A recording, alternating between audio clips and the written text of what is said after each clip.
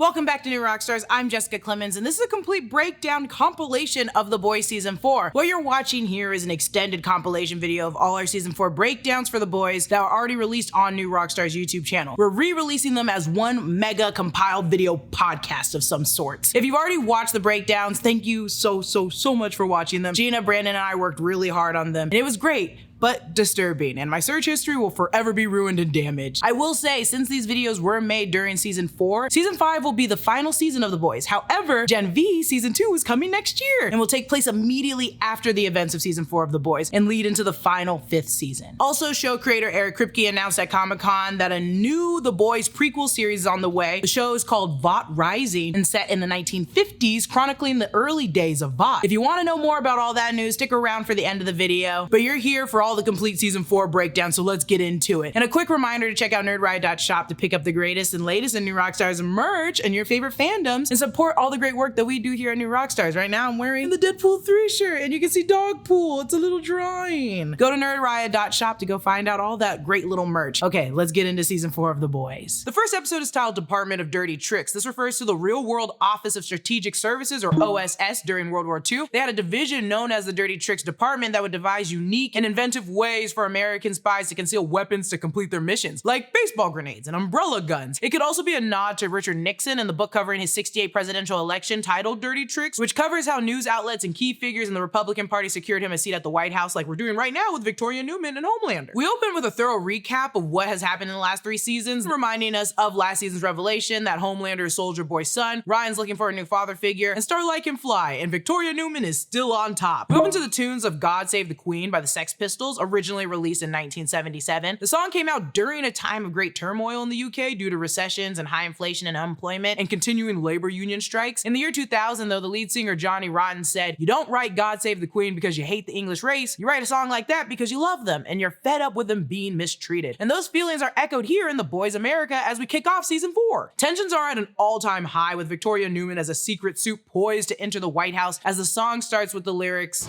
"God save the Queen.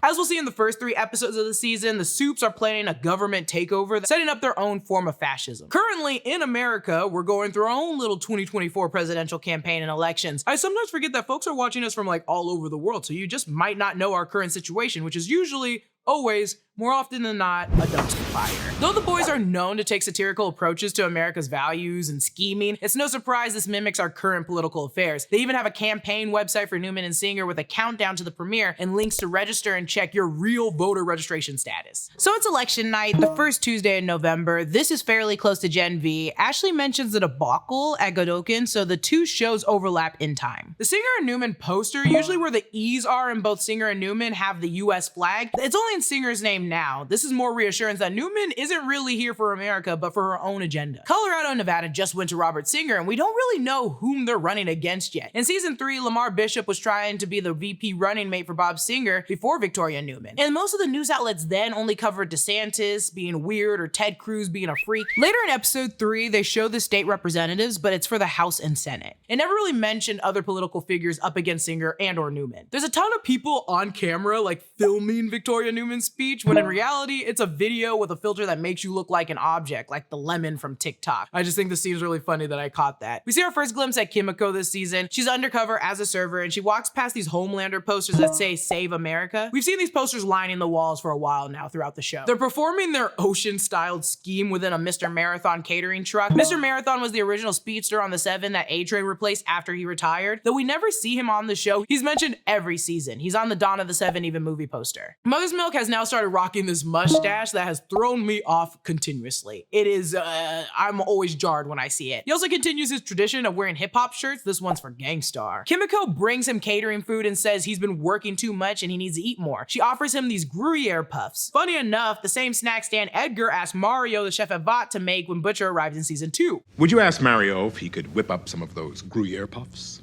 Would you like an order?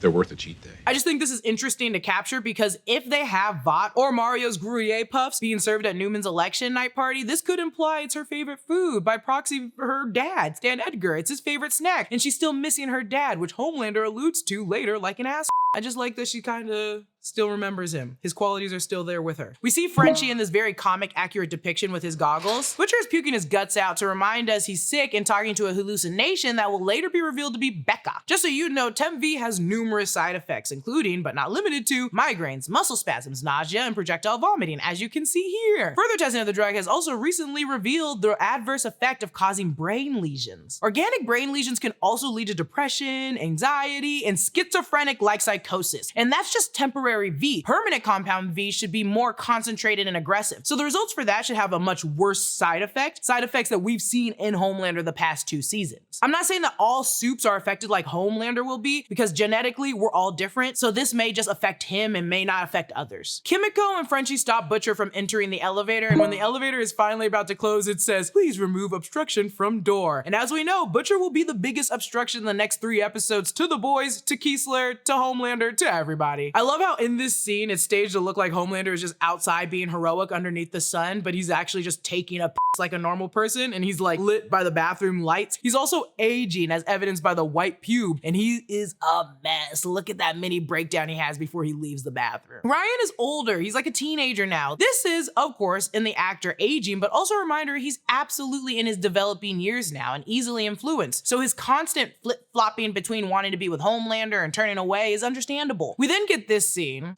Would you be scared of a bunch of cockroaches? Huh? Yeah.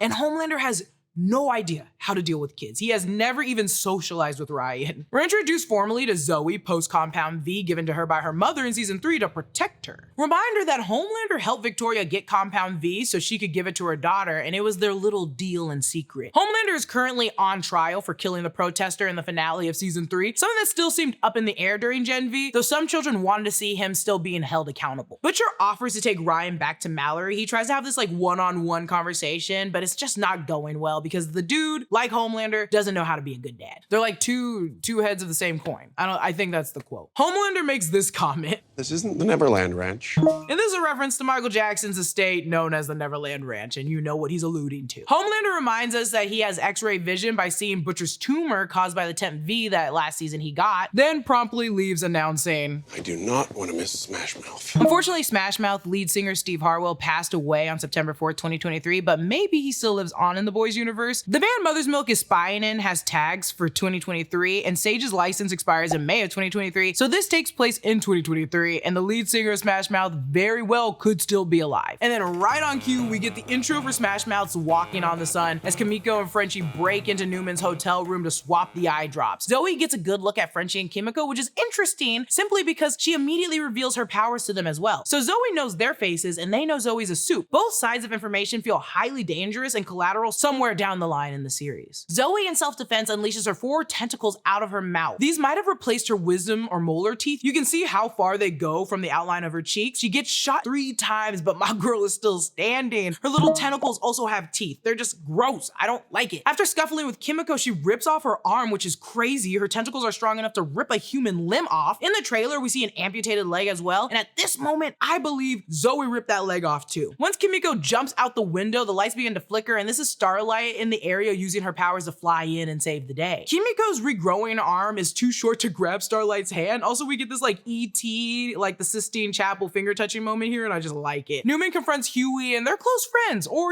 so she thinks they are. Newman used to be the head of the FBSA, the Federal Bureau of Superhuman Affairs, which basically just stops Supes and holds them accountable for their actions, and that's when she worked alongside with Huey, and they became very, very close. She brings up Huey's use of Temp V last season, which gave him teleporting powers, and yes, he did it when he was naked. Huey tries the acid on Newman, which is now the reveal moment where we realize that's what he wanted to put in the eye drops. It doesn't work on her though, not even a burn mark. All Supes are slightly stronger than normal people and can hear better than normal people, but seems like this is a big expansion of Newman's powers. Like, is she impervious to damage? Her hair isn't even burned by the acid, it's just the suit? Why is this woman so strong? And later, Butcher's bullet to the brain does nothing. This shows that the boys have no idea how Victoria's powers work. Even if you blinded her, could she still manipulate blood? Like, there's a lot of questions questions here for this. Newman has a real moment with Huey here, and I don't think she's manipulating him. I think part of her does long for the life she had before getting too deep into her own current mess, and I don't think Huey is really hearing her out here because he's focused on trying to blind her. Newman references War Games. This is a film from 1983 with a very young Matthew Broderick that taught an entire generation about mutually assured destruction. See what we're doing here? Butcher shoots Newman in the head, but you can hear the bullet ricochet around the van and almost hit Huey. And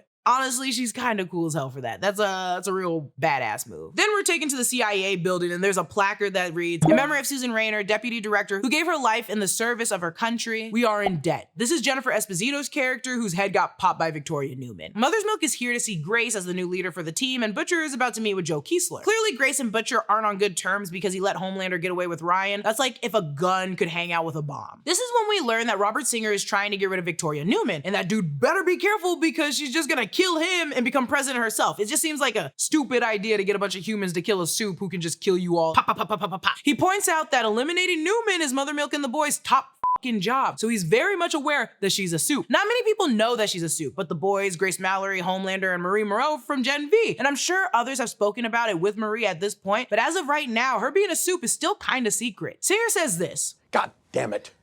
Everyone told me to pick Buttigieg instead. I didn't know, sir. And this is a reference to our current US Secretary of Transportation who ran for president in 2020 and was considered a potential VP pick for Joe Biden. Mallory confirms that the CIA is still bankrolling the boys. She also floats the idea of Starlight, aka Annie, using her powers to blow out Newman's eyes, but Mother Milk doesn't know if that would work. And again, no one knows how to take her down. This is when Mother Milk's phone goes off and his ringtone for Monique is Never Gonna Give You Up by Rick Astley, which is an oddly specific song for right now, but he also is very much still in love with Monique. We all knew that. Jeffrey Dean Morgan appears as Joe Kiesler. In the comics, this guy, whose first name was Howard, was nicknamed Monkey. He had an amputee fetish because the comics are rough. They are gross and weird. He got his nickname for a monkey having sex with his ear. It's just a lot, and I'm glad they're not including this. Anyway, he's a CIA analyst and provided the boys with help and intel. As some of you may know, Jeffrey Dean Morgan, Kiesler, played Jensen Ackles, Soldier Boy's father in Supernatural, another Kripke show. Now he's talking about Soldier Boy killing Homelander, and Soldier Boy is Homelander's father, so it's a lot of father-son crossovers with the same actors for the same kind of show. Coincidence? No, because Kripke wants Hideki now. Kripke's just making Supernatural and making them very weird. Kiesler also mentions Butcher having a clear shot, and my first question was, how does he know that? The same way information spread about how he let Homelander take Ryan, because as Kiesler mentions, Butcher is kind of the talk of the office. Everyone knows and is gossiping about him. The two talk about being in Panjshir Valley in Afghanistan, then we jump over to Mother's Milk. Mother Milk apartment number is 42, not that it matters, but that number shows up everywhere. It's the Jackie Robinson number, I presume. Black people love Jackie Robinson. I mean, what's not to love? We all love Jackie Robinson. And he also has a Richard Pryor poster below Obama's presidential portrait in his house. Homelander is asleep and clearly having nightmares. We see a bunch of different traumatic scenes, some new and some old. Homelander hears voices in his dreams, Stillwell saying, "You have to be good." We hear Jonah Vogelbaum, Stan Edgar, maybe even Stormfront. And then we get to see these flashbacks, and these are what I really want to get into. Lasering Stillwell from the finale of season 1, Stormfront from season 2, episode 5, and May from the finale of season 3. What's interesting here is Stillwell and Stormfront promised and betrayed Homelander's trust, and Maeve never loved him, used him, and she never really told him to trust her, and she's able to block his beams. It's like how she's actually the most trustworthy person. Him killing Black Noir from season 3, episode 8. I assume this is young Homelander. Before season 2's premiere, Prime Video released a snippet of young Homelander learning to be American, and this looks to be around the same age. This scene we also kind of got a glimpse of in the trailer. A toddler being watched by scientists from season 1, episode 6. Stormfront feeling him up from the premiere episode of season 3 when she was still touching him. Gross. Crushing the guy's head with Stormfront from season 2, episode 6. Threatening Starlight in the elevator from season 2, episode 4. The reveal to Starlight that Homelander had killed Supersonic from season 3 to episode 4. Destroying Blind Spot's eardrums from season 2, episode 1. The Red Door again. Homelander laying in Stormfront's empty bed after she died. Destroying the private plane carrying the mayor of Baltimore and his son and staff in season 1. Making the suicidal girl jump off the building during the annual birthday save after finding out Stormfront committed suicide. The man he killed last season who threw the bottle. The vision of him lasering a crowd. Killing of Black Noir. Killing Doppelganger. Crying into the mirror. Finding his white pube. The Red Door again, but in a close-up, in the quickest shot, we see this young boy screaming. This, which I don't recognize, but I think is a young Homelander being tested, possibly in this red room. The long hair matches the same shot of the boy we saw earlier being guided into it. We're at his trial, and this dry look was the photo of Vought International posted on Twitter on May 3rd. This This was a court drawing of a very unenthused Homelander. They're trying to defend him, saying that this is a mere chalk drawing that could never capture his alert and laser focus, which was being mimicked by the courtroom sketch artist during Trump's trial, who his supporters have said is purposefully making him look upset. This episode really focuses on Homelander's mental health and his battles internally, which are very interesting ways to go about it, because they're not trying to give him a redemption arc. He's just like freaking tired, and they want us to see that. The shots change and so do these locations, but Homelander is staying the same with the same face, the same pose. He's just done, and every day is the same. Ashley says they're behind on the tower reconstruction due to the damage from last season, and they were still renovating this during Gen V. Then we see the news. NNC, which is CNN backwards, is the news station within The Boys. The news crawl reads, Brett Favre, childhood obesity, justifies diverted food bank funds. A reminder that in our world, Favre was charged with diverting funds that were set aside in Mississippi for needy families to pay for speeches he never gave, and building a new volleyball facility at his daughter's university that is also his alma mater. Web Weaver discharged from Global Wellness Center in Malibu. This time it's different. Web Weaver is the Boys' version of Spider-Man, who's rumored to appear this season. The Deep is on one-on-one with Haley Miller. Haley Miller reappeared in season 3 of The Boys. She's also the one that interviews Marie in Gen V. Haley speaking on Cassandra's newest tell-all autobiography. Cassandra, the Deep's ex, wrote a book and spoke on it in the finale of the 3rd season. It's called Into Deep, My Journey to Freedom. He also makes a clear joke about the Amber Heard and Johnny Depp trial about pooping in the bed. Just a racist rumor and a ridiculous lie perpetuated by a jilted and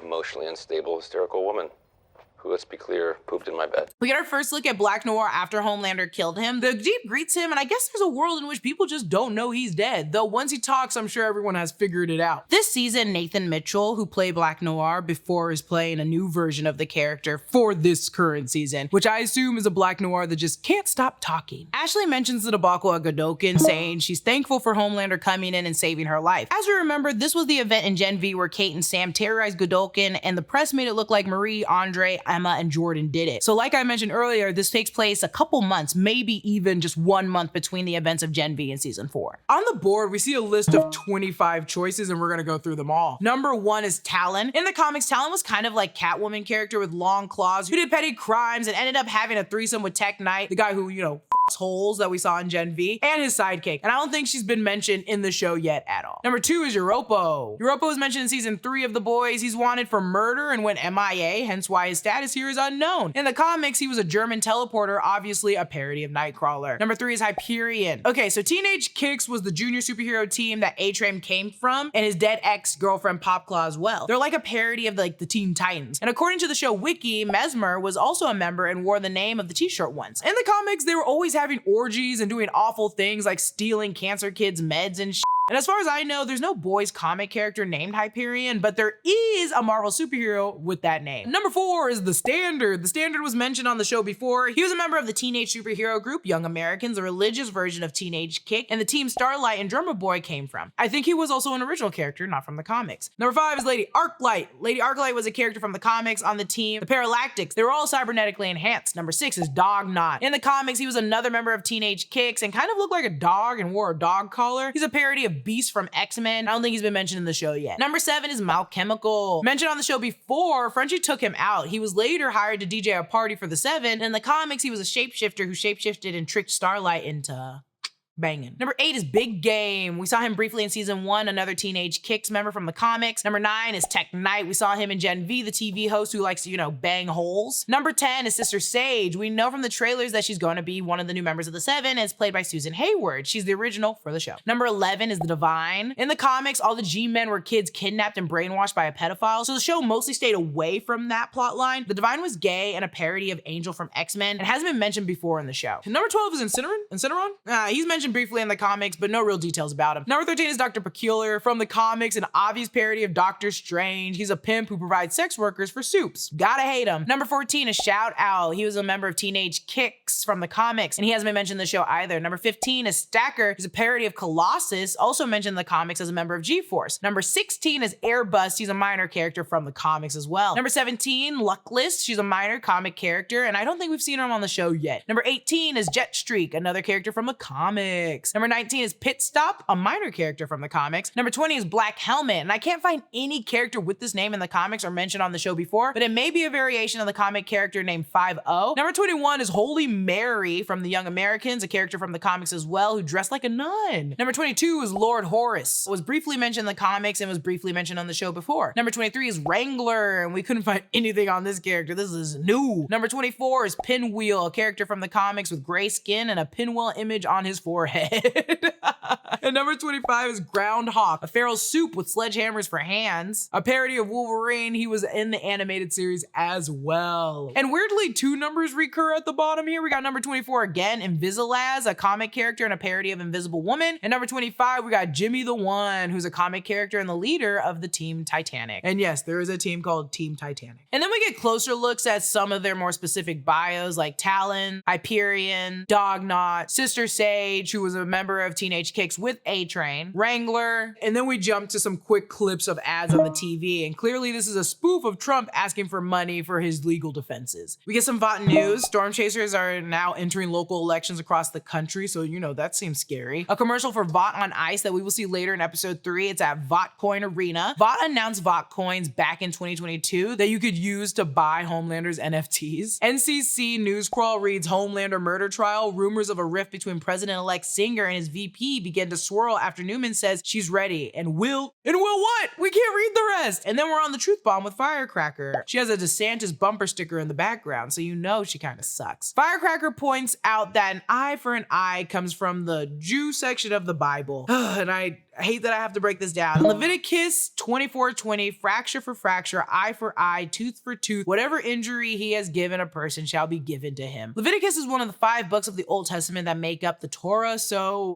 that's what she means here. Luckily, we switch to a picture of Butcher and Becca with their dog Terror, the English bulldog. Starlight is practicing her flying. Clearly, she's gotten better than the last season's finale, and Huey is timing her like a little coach. Then we see Mother's Milk reading a book, and this is a reminder that Mother's Milk deals with OCD as he reads a book called Conquering OCD. We can see that the boys' headquarters is still in the old office space that we saw last season for a company that was called Graywall & Co. This is a tribute to a production designer in season 1 and 2 of The Boys who passed away in 2020. Season 3, episode 1 was dedicated to him. We get this little exchange. Amazing, I can fly 100 feet away from all my cares. And drain the power grid at the same time.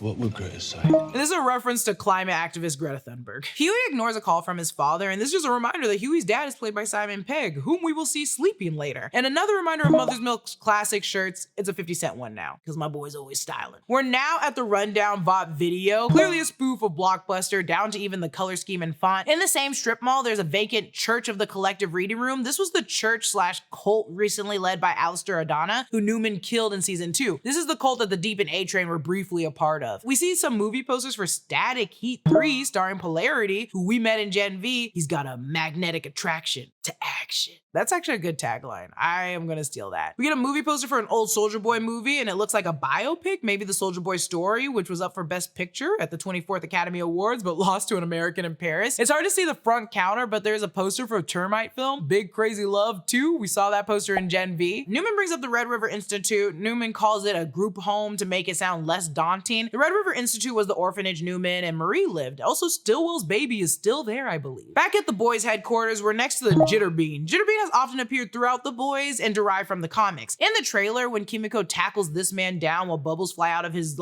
skull, the boxes are for Jitterbean. And I think it's evolved from Black Noir coffee beans that were used to transport cocaine by the government. We see this in Grace Mallory's flashback in season 3, episode 3. We're now at Starlight House. She made a home for runaway teens in season 3, which is now a growing achievement. This member of the Starlight House is watching Truth Bomb with Firecracker on Instagram, and his name is Steve Snyder. His Instagram profile, though, is named The Amazing Snyder-Man. It's a Spider-Man reference. The other accounts recommended to him are Soup Guy 74, Ultra Truther 911, and Starlight House of Sin. When the boss walks in, quickly closes the laptop, so I don't think this guy is doing any kind of good research. I think he's a mole. Homelander is keeping Stormfront's Nazi wedding photo, Madeline Stillwell's breast milk bottle, and a sword that I believe belongs to Black Noir, and a jar of his gray pubes. All mementos from people he loved, including himself. Also, all 3 people whose death he was responsible for in one way or another. And I just remember when we first saw this jar of pubes, we were all like, what is that jar? Is he gonna clone himself? And it's just him collecting his gray pubes. Egg on our face. Pubes on our face. All the items being remnants of dead ones that he loved that he also killed is interesting since one of those are his own pubes, possibly a memory of himself to himself. He is an egotistical narcissist, and I don't think it's beyond him to love himself to a degree that's like smothering himself too. His TV screen is Washington crossing the Delaware, and like, come on, dude, we get it. From there, we jump to my new favorite character, Sister Sage. Sage listens to a different book on tape while reading Naming and Necessity by Saul Kripke, who is the second cousin once removed by the show creator, Eric Kripke. Saul was an analytic philosopher, and this book is a series of his lectures diving into the philosophical questions about language and theories around naming and identity. Based on the passage we can hear in his headphones, basic approach is most likely to remain unconvincing. One such area is the notion of mathematical rule. That was a big sentence for me. She's listening to Conceptual Relevance by Joseph Grunfeld. The chapter of the book she's listening to is titled Kripke on Wittgenstein as Skeptic, and this actually references Saul Kripke's work, the author of the book she's reading. Sage wears a shirt for the Palace of Auburn Hills, former basketball arena known as the Palace, where the Detroit Pistons and the Detroit Shock played. Just as a reminder, she's from Detroit. Homelander begins the runner of smartest woman on Earth. Earlier in the meeting, A-Train called her the smartest person on Earth, maybe showing that he respects her. He also mentioned that she was kicked from Teenage Kicks because she didn't know when to shut up, and she's quite talkative, and I love her for that. She has a ton of books in her house, like this brown paperback book that says Clear Skin Diet, which I think is just a joke, McGraw-Hill encyclopedias, thriller mystery novel The Fraternity of the Stone, Russian books, Beyond Human, a book on space and time, mind and the physical body. She's truly reading anything and everything. We get this scene that we heard from the trailer where Sage explains historically how humans always fail. We all need a hero, whom both Sage and Homelander agree Caesar has done. I like that Homelander mentioned she can stay there reeking of Taco Bell and loneliness, and then later we see her dining alone eating a bloomin' onion. This is the world she enjoys. She's probably only eating Taco Bell and reading. She wants to indulge. She likes this life. What also gets Sage interested in doing any of this from what we see is the fact that she can test her theories on the world, starting with America through the Seven. She's a maniac. She's a sociopath, but I still like her. Mother's Milk, Kimiko, and Frenchie are on the hunt for Todd after Monique requests Mother's Milk find him for Janine. They find Sister Sage and Todd and two other men walking into Planet Vought. Frenchie also mentions that Monique must have liked Todd because he must be packing some serious heat down below the belt. He refers to him having Pete Davidson energy, which, if you know, you know. You know, the girls that get it. The girls that don't are me. Inside Planet Vought, this is a restaurant parody of Planet Hollywood. They visited Planet Vought during season 2, episode 8. At that point, they had the Mocha Noir Shake, which I think is actually sitting in front of Black Noir right now. On the wall, they have figurines and dolls and photos of the Seven, still with Maeve, A-Train, and I think next to him is Crimson Countess. The other are harder to make out, but I think the TNT twins are the ones at the end, the ones that hosted Herogasm, and they're gross. We see a better angle later behind A-Train and Black Noir. I think this is Superbrain from Diabolical, or possibly Mindstorm from last season, then The Deep, of course. Behind Sage is a comic book with Homelander on the cover, and on the bottom right is a comic for Cold Snap, a character from both the comics and was featured briefly in season 3. He's basically Iceman. And I love this athletic bag that is also branded by Vought Sports. Even the bat says Vought Sports on it. They own everything. A-Train never swings his bat, but does stop Todd from leaving. Then the new Black Noir speaks, and I don't like how quick he was to kill along with the Deep. They were very impromptu about killing, and I know A-Train doesn't deserve the best arc, but the other two absolutely had zero remorse, so someone needs to be punished. We then get the Cameron Coleman hour, and other than the trailer and some random social media apps from Vought, we have confirmation here that Ezekiel is alive. As we wait for the verdict, it says at the bottom, I pray the jury ends this miscarriage of justice. Ezekiel is the Christian Supe who ran Capes for Christ. He was blackmailed by Huey for engaging in sex with another man in season 1, and he didn't just like die, he just kind of fell off. In an ad for reusable catheters from Vought Pharmaceuticals poking fun at Fox News and its similar commercials, and we tried calling the number on screen and it just hangs up, so it's not real. We see protest signs galore. Homelander side say like, keep America safe, God, guns, and Homelander. Keep America, hashtag Stormfront. Homelander, beer, freedom, Soup Lives Matter, RRP with Blue Hawk. Blue Hawk was the horrible racist that paralyzed A-Train's brother. On the Starlight side, we have I won't be silent anymore, fight like a girl, follow the light, resist, Starlight supports women, and Starlight Army. Homelander is found not guilty, and Sage throws her drink at a home teamer initiating the fight. This is all part of her plan to frame the Starlighters, and A-Train assists with leaving the bodies of all the people they just killed at the scene. The NNC news crawl reads, Wrangler's attorney in domestic violence case claimed girlfriend's fractured vertebrae not his fault. She had congenital defect. That man's a lunatic. After a hard day of being a monster, Homelander drinks an ice cold glass of milk, and he says it's to celebrate. What? And we know why he's obsessed with milk. I I just don't want him giving Ryan breast milk. That's weird. That child's too old for breast milk. I don't know when you're supposed to stop weaning people off breast milk, but I feel like when they're 13, you should not be doing it. Ryan doesn't want Butcher to die and says his mom loved him. And as a reminder, Becca hated Homelander because Homelander assaulted her. Though he argues, how do you feel about Butcher? Which makes me feel like Ryan will become a bad guy at the end of the show. He's very young, he's very impressionable and very emotional and has the power of Homelander. It's easy to be pulled into the wrong direction or the wrong side with that much power. And I think he's angry and won't know where to place it. Deep is keeping Ambrosia, or Ambrosius, in this closet. She's voiced by Tilda Swinton, and she has a little Deep figurine in her tank because, I don't know, Deep's weird and gross. I don't even want to think about it. In the back of the Deep's closet is filled with his stupid book, Deeper and Deeper by the Deep. Then we welcome Huey's mom, who I don't think is actually there. I think he's crazy from the temp compound V, just like what we're seeing with Butcher and like Homelander. These visions are never positive, so I believe their insecurities or fears are becoming real, and this is just a side effect caused by the schizophrenia caused from the temp compound V. Butcher looks at images from Victoria's records at the Red River Institute. These were stolen by Huey, and Victoria killed her parents, and these are those images. Instead of sending her that as collateral files, he sends a gaping ass, which, how is she surprised? If I got that sent to me by Butcher, I'd been like, yeah, I asked for this. We end the episode on God Save the Queen by the Sex Pistols and Butcher taking a sip of that alcohol that nudges that little tumor in his brain. Episode 2. This episode is titled The Life Among Septics. Septics is Cockney slang for an American. So septic is short for septic tank, which rhymes with yank, so septic equals American. It's like in Ocean's 11 where Don Cheadle has that long explanation for why Barney equals trouble. This title is probably referencing Butcher's life among all these yanks. In the comics, Butcher always says things like, these septics make shit tea, insulting Americans too. This episode opens with Hypnotized by Biggie Smalls, recently featured in Spider-Man Into the Spider-Verse, another Sony joint. Will Ferrell pulls up in the Illinois vehicle as a reminder A-Train's from Chicago, and this shtick is hilariously horrible. We're getting a Blind Side movie from A-Train where Will Ferrell plays the white savior-like coach, promising A-Train a warm meal and a nice place to stay to get out of the hood. He literally says, slanging yayo for gangbangers. The inspirational score is just sickening. The boys love taking these satirical approaches to Hollywood catastrophes, like when they made fun of the celebrity singing Imagine. It was horrible. A-Train is wearing a Bulls jersey. We're in Chicago, and Will Ferrell's jacket says South Chicago High School. They added in ADR, but Ferrell's playing Coach Brink from Godolkin University, who trained A-Train when he attended school there. Coach Brink was featured in the first episode of Gen V, where he was horribly set on fire. Adam Bork returns here, directing A-Train's biopic titled Training A-Train, produced by Vought Studios. He also directed Dawn of the Seven and taught at God U during Gen V. Bork calls Will Ferrell Streep. So Will Ferrell is literally in this show playing himself. I hate it and love it at the same time. When I thought it couldn't get worse, he mentions the blind side. He says, I'm not giving off too much of a blind side thing, am I? To which Borg asks, what, like it's a bad thing?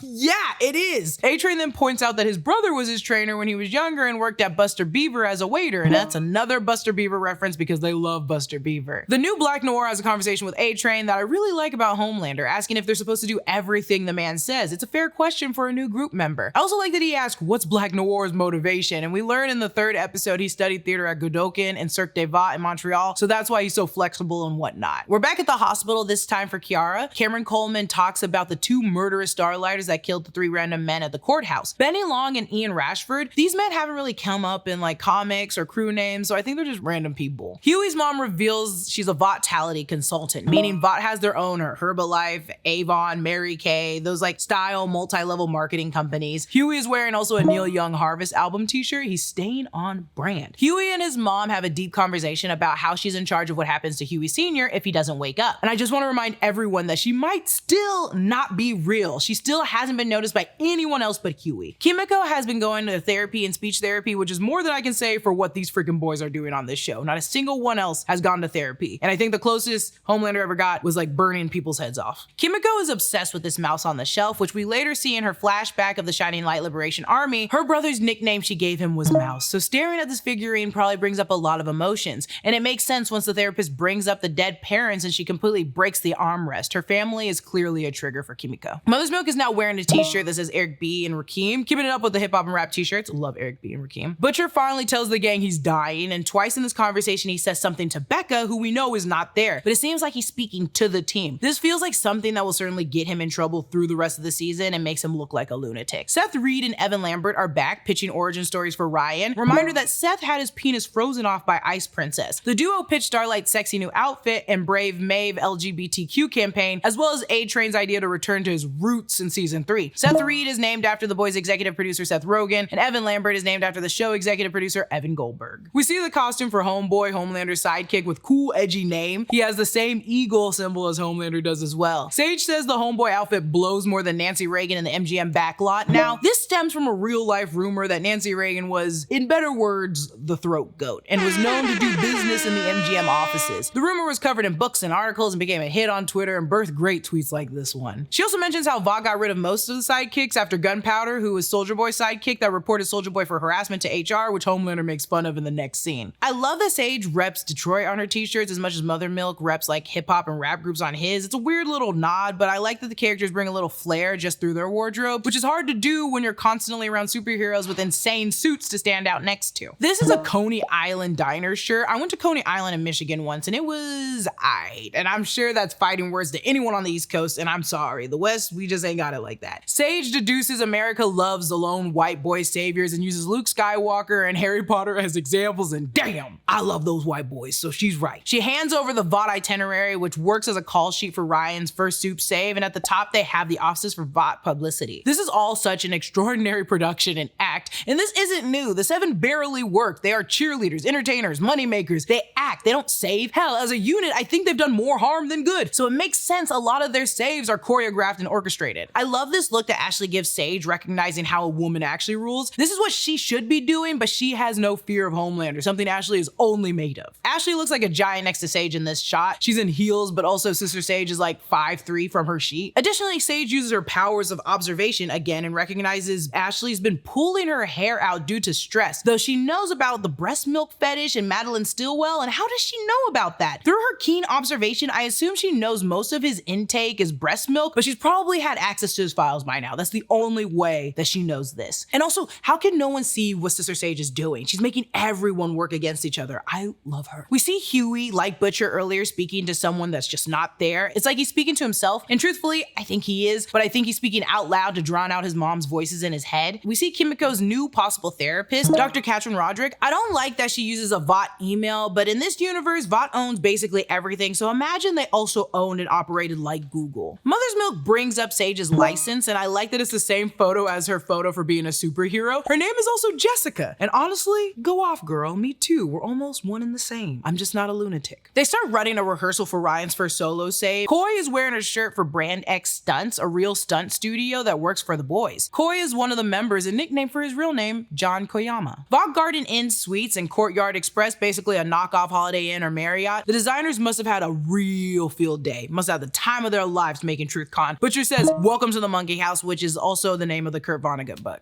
Lots of God, flat earthers, and gun stuff. I also like one of the booths that simply says Starlight is a lizard person, playing off the lizard people conspiracy theory. The song playing is the Talking Heads Burning Down the House, a song about being careful about what you wish for, but also loosely rumored it's about a man who burns down his house because he's so deep in debt. You get the gist. He's paranoid. We're all paranoid here. They even memed the Minions using their name as a pun for being slaves to programming, but using the Star of David, so telling us not to trust Jewish people, I guess? I don't know these people. I don't go to these events. They're already memorializing Todd, who doesn't need to be. We got comparisons to Bob Singer and the Devil, merch for Firecracker's Truth Bomb show, a sign announcing Soulja Boy being held captive by the CIA, which is actually true. Grace watched him go into the cryogenic freezer. More visual theories that Starlighters are holding babies captive. Soup Lives Matter. They've used this phrase a lot for a while, especially in Gen V. This sign for the internet is dead, quiet internet theory, which I assume is the play off the dead internet theory, the conspiracy that the internet now consists mainly of bots to manipulate algorithmic curation and automatically generated content to manipulate all of us. A poster saying Soulja Boy plus Liberty equals secret lovers? I didn't think that was much of a secret. In 1950s, for a while, Stormfront went by the name of Liberty, and during Herogasm, Soulja Boy confirmed he and Liberty founded the event in 52. She was a firecracker. This child reading the white power pamphlet, doesn't he look like Ryan? I think that's why Butcher stares at him for a little longer than any other booth here. These kids are easily just impressionable at that age, and we're seeing it right here. Also, what would a Vought hotel be without the 7 being mentioned? They have a separate room called Deep's Blue Sea, which will be important shortly. Frenchie asks, why would the smartest person in the world be here? And we know it's the fine Firecracker, but these people are also easily influenced and quick to act. They don't ask the right questions, so controlling them is much easier. You have to control the narrative, and that begins with the masses, and using people who control those masses makes it easier. Someone like Firecracker with her news show. Kimiko sees the Children Freedom Fighters poster and immediately gets flashbacks to the Shining Light Liberation Army. We've seen and learned about them through Kimiko and her brother. They kidnapped Kimiko, killed her parents, and gave her Compound V, then sent her to America to commit terrorist attacks. We saw the flashback of the flag way back in season 1, episode 6. We see the origami her brother made that was left by the ship that crashed in season 2, episode 1. Then her brother when they kept him hostage. Kimiko is clearly going through a lot, and it looks like much of her and Frenchie's storyline centers around their past. I like that they have Stella and Bud, then A-Train speeding Bullet Ale, and Kimiko pounds those bad boys. We segue to Firecracker's live show. The song playing is Love America by Fortress 2. Here we have Splitter, played by another Kripke actor regular. Rob Benedict played Chuck and God, spoiler alert, I'm sorry, I should have said that earlier, on Supernatural for many seasons. His shirt says Starlight is a pedo. We saw him using his powers in the trailer. He has a drink set up for Firecracker. It looks like a Mountain Dew, but it also is like in a deep themed cup, so everything's merchandised. Firecracker has a theory of how ordering something gets you a child in the mail. Special order equating to what kind of kid you want is like that Wayfair conspiracy from a few years back that was completely insane. That was a QAnon conspiracy that said that people order specific products on Wayfair and then they got sex trafficked kids delivered to them. And Firecracker's just basically playing with that conspiracy theory. Kimiko says that she's the barista at the Jitterbean, and that's the coffee shop that we saw earlier. Hello. Kimiko and Frenchie follow Splitter to the locker room, and I'm sure I can't fully detail or even show you this scene, but they walk in on him using his duplication powers to his own well. Never in my 30 years, 20 some years of working did I ever think I would say that sentence out loud. And again, this show is made for adults. Also, why would you do that in the middle of a convention? What the hell's wrong with you? Go home. Luckily, we turn away from the Brown scene. I'm funny. To Greener Pastures, the South Riverwalk Park in New Jersey. And Huey starts talking to himself again like a crazy person. They track down A-Train to this park to figure out how he correlates to the 3 dead home teamers. He's at the park with his nephews when his brother interrupts. A-Train's older brother Nathan was originally his coach like we mentioned earlier, and he was paralyzed by Blue Hawk when Blue Hawk went to the community center to apologize to the black community and then lost his when the community was basically like f off, because off. Sage approaches Firecracker and asks if she actually believes this shit or is it just some bullshit smeared on top of personal vendetta, which bingo, we learned this in episode 3. How does she do it? How is she so perceptive? I don't think it's a superpower to be highly aware or to read so much, historically what works and what doesn't, though it's Sage like nailed it immediately, and her powers are insane. I need to figure it out. We also see Firecracker's little powers at play, and yes, she's modeled after Jubilee. Kimiko spirals, getting too drunk, and immediately takes her anger out on this poster. She pushes a man down in protest and argues how this is all bullshit, and the man doesn't even understand sign language. Frenchie stops her and offers himself as a punching bag so others don't suffer, and he's just like what he did with Mesmer and Kimiko in season 1. A-Train brings Huey and Starlight the evidence that Starlighters didn't do it, and he's trying to be good now. His values are finally coming back. Then we're at Ryan's solo save. A bank robbery at Vought Bank, and the hostage being a little girl with red pigtails just like it was in rehearsal. Raoul's World 365 is recording the event on Instagram Live, and I like how the comment asks if the guns are even real, and another comment mocks Noir and the Deep just standing there in the background. Once Ryan swoops in, the comments change to cheers and applause for Homelander's son. Then at the right moment, just the perfect moment, Homelander comes in to help Ryan, which was clearly not planned or scripted. People have mixed views of him showing up, and I like that Zendaya fan 11 is plugging their bio filled with Zendaya's hottest fits, like the Dune fit. That was a spicy fit. Ryan, I'm sure embarrassed and kind of thrown off as Groove uses too much force and quickly kills Coy. Thank God the girl nails her line still. Back at TruthCon Deep's Blue Sea Room next to Queen Maeve's all genders bathroom, Jesus Christ, they begin setting up their spy devices. That's when they're interrupted by Firecracker, Splitter, and all these duplicates. He's like, duplicate. Firecracker calls Frenchie a surrender monkey. In the comics, The Boys number 3, 3 guys at a cafe called Frenchie a surrender monkey, and he beats the ever-loving hell out of them. Surrender monkey obviously was like a negative term for the French based on their seemingly quick surrender to the Nazis in World War II. Though to be fair to the French, it was some cowardly French politicians who were surrendered, and plenty of French citizens bravely fought against their occupiers as part of the domestic resistance. And in grosser news, Splitter gave himself pink eye from eating his own This is when everyone begins to tussle. We see Splitter split, and he's now just naked, flopping around all over the place. Luckily, Butcher comes in to save the day and pisses off Splitter. Butcher shoves a crowbar through Splitter's head, killing Prime Splitter, thus killing the rest. And I like that he confesses his love to Firecracker, who doesn't care, and just eventually runs away out of fear. We're now back at Homelander's penthouse with Ryan, who he's trying to serve a creamy, delicious milkshake. Stop letting him have milk. I hate it. Ryan is upset over killing Coy, and Homelander believes it was about him showing up, which shows the humanity in Ryan even when he's only exposed to Homelander. He's still trying to be a good boy. He scolds Ryan, then takes away his milkshake and, oh no, what will I ever do without that breast milkshake? Ugh, God, please. It's f***ing filthy. Frenchie Drunken High calls Sherry his friend we've seen throughout the seasons, but last we saw her was during Herogasm in season 3. Here we find out that Colin was the son of a judge whose family was killed by Frenchie. Kimiko frantically grips the therapist card but yearns for something else. That's when we see her laptop. The Shining Light terrorist group is in New York. They've captured 2 men. Vengeance is what's for dinner for her. Our girl heads out alone, and we get this monologue that Butcher said in the trailer requesting help from Mother's Milk, who just isn't taking it, isn't having it, and Butcher leaves, and we end episode 2. The third episode is titled "We'll Keep the Red Flag Flying Here," a reference to the socialist song known as the Red Flag that is also the anthem for the British Labour Party. The song is traditionally sung at the closing of the party's national conference. The boys' choir is from the Samaritans Embrace, the Christian charity led by Stretchy Soup Ezekiel, who we saw in season 1. The organization was a front for V distribution to hospitals. Trump used to have little kids singing at his rallies, the USA Freedom Kids, so it's a play off that. We saw this bit from the trailers, the reveal of Sister Sage and Firecracker as the new members of the Seven, also a divide between the Starlighters and the Home Teamers as well. It's very quick, but this man is also wearing a sweatshirt that says Blacks for Homelander, and gross.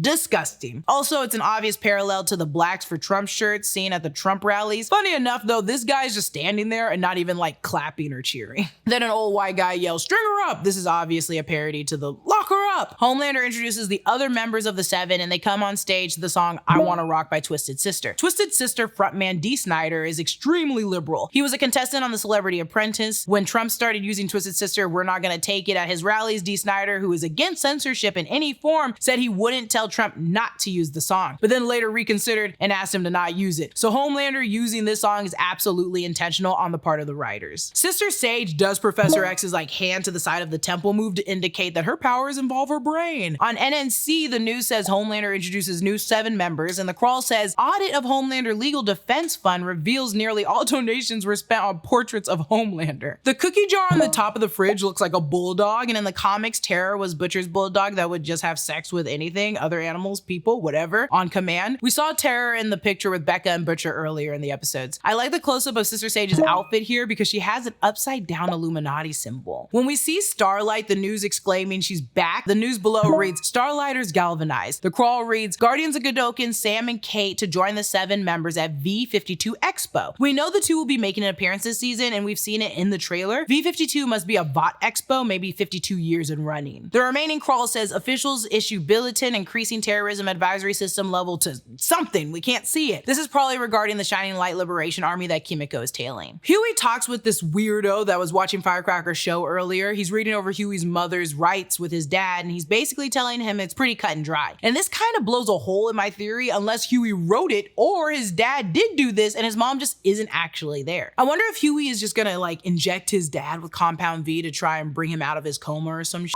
because it's something Huey would do. It's a stupid move and it's not worthy, but he'll do it. Then this man walks in threatening to hurt everyone in search of the missing baby Starlight stole. This is really what some nutjob did around the time of Pizzagate conspiracy. A guy from North Carolina walked into the shop, fired an AR-15 because he wanted to be the hero that rescued those kids. Pizzagate was the conspiracy theory that there were kids being trafficked into a pedophile ring by the Democrats, obviously, out of the comic Ping Pong. Huey's also repping a Dolly Parton shirt because you gotta keep up that theme. Victoria Newman arrives just on time and she's carrying in the Superhero Management Act, a legislative agenda. I assume the legislative agenda is exactly what it says. It manages superheroes. What we don't know is to what degree. A big part of season 2 was how involved Supes could be in the military. In Gen V, it was about holding Supes accountable for their actions. So this legislative act probably enforces what Vought has control of and what Supes can do. He mentions how the Department of Justice is filing antitrust charges. However, Singer wants to ban Supes from the military, private policing, and other government positions. Kimiko has located a Shining Light cell nearby. In an excuse to face her past, she's going to to kill the men who hurt her and continue to hurt children. Mother's Milk is now repping an MF Doom jacket. MF Doom was a British American rapper who passed away in 2020. I don't need to explain that. You should all know who MF Doom is. If you don't know by now, go research it. Then Mother's Milk discloses how he wants to flip A-Train. Huey wants to bring back Butcher. They're all starting to argue, and then Kimiko and Frenchie just leave on their separate mission. Firecracker unabashedly tells the camera that she's proud to be a woman who made it all the way to the 7 without blowing anyone to get there, which plays on 2 events. 1, Starlight was tricked in going down on the Deep when she first joined the 7. Then she talked about it publicly, and the Deep got banished to a crappy state until getting back in the 7's good graces. And 2, Starlight spread that rumor about Firecracker during their pageant circuits, but Starlight doesn't know that yet. We get Ryan playing a new game. It's a Mortal Kombat style layout game called Tournament of Heroes. The loading screen has Homelander, who's now featured in Mortal Kombat 1 with horrendous fatalities. The remaining heroes on the screen are Queen Maeve, A-Train, and Black Noir. The flames blow away the loading screen to Super Ryan's hero picks. Top row is A-Train the Deep. The second row is Crimson Countess, Homelander, Black Noir, Queen Maeve. Then we got Webweaver, Tech Knight, Lamplighter, Blue Hawk, Polarity, Translucent, Termite, and Ezekiel. He's joined by Butcher, who calls himself Don't Be a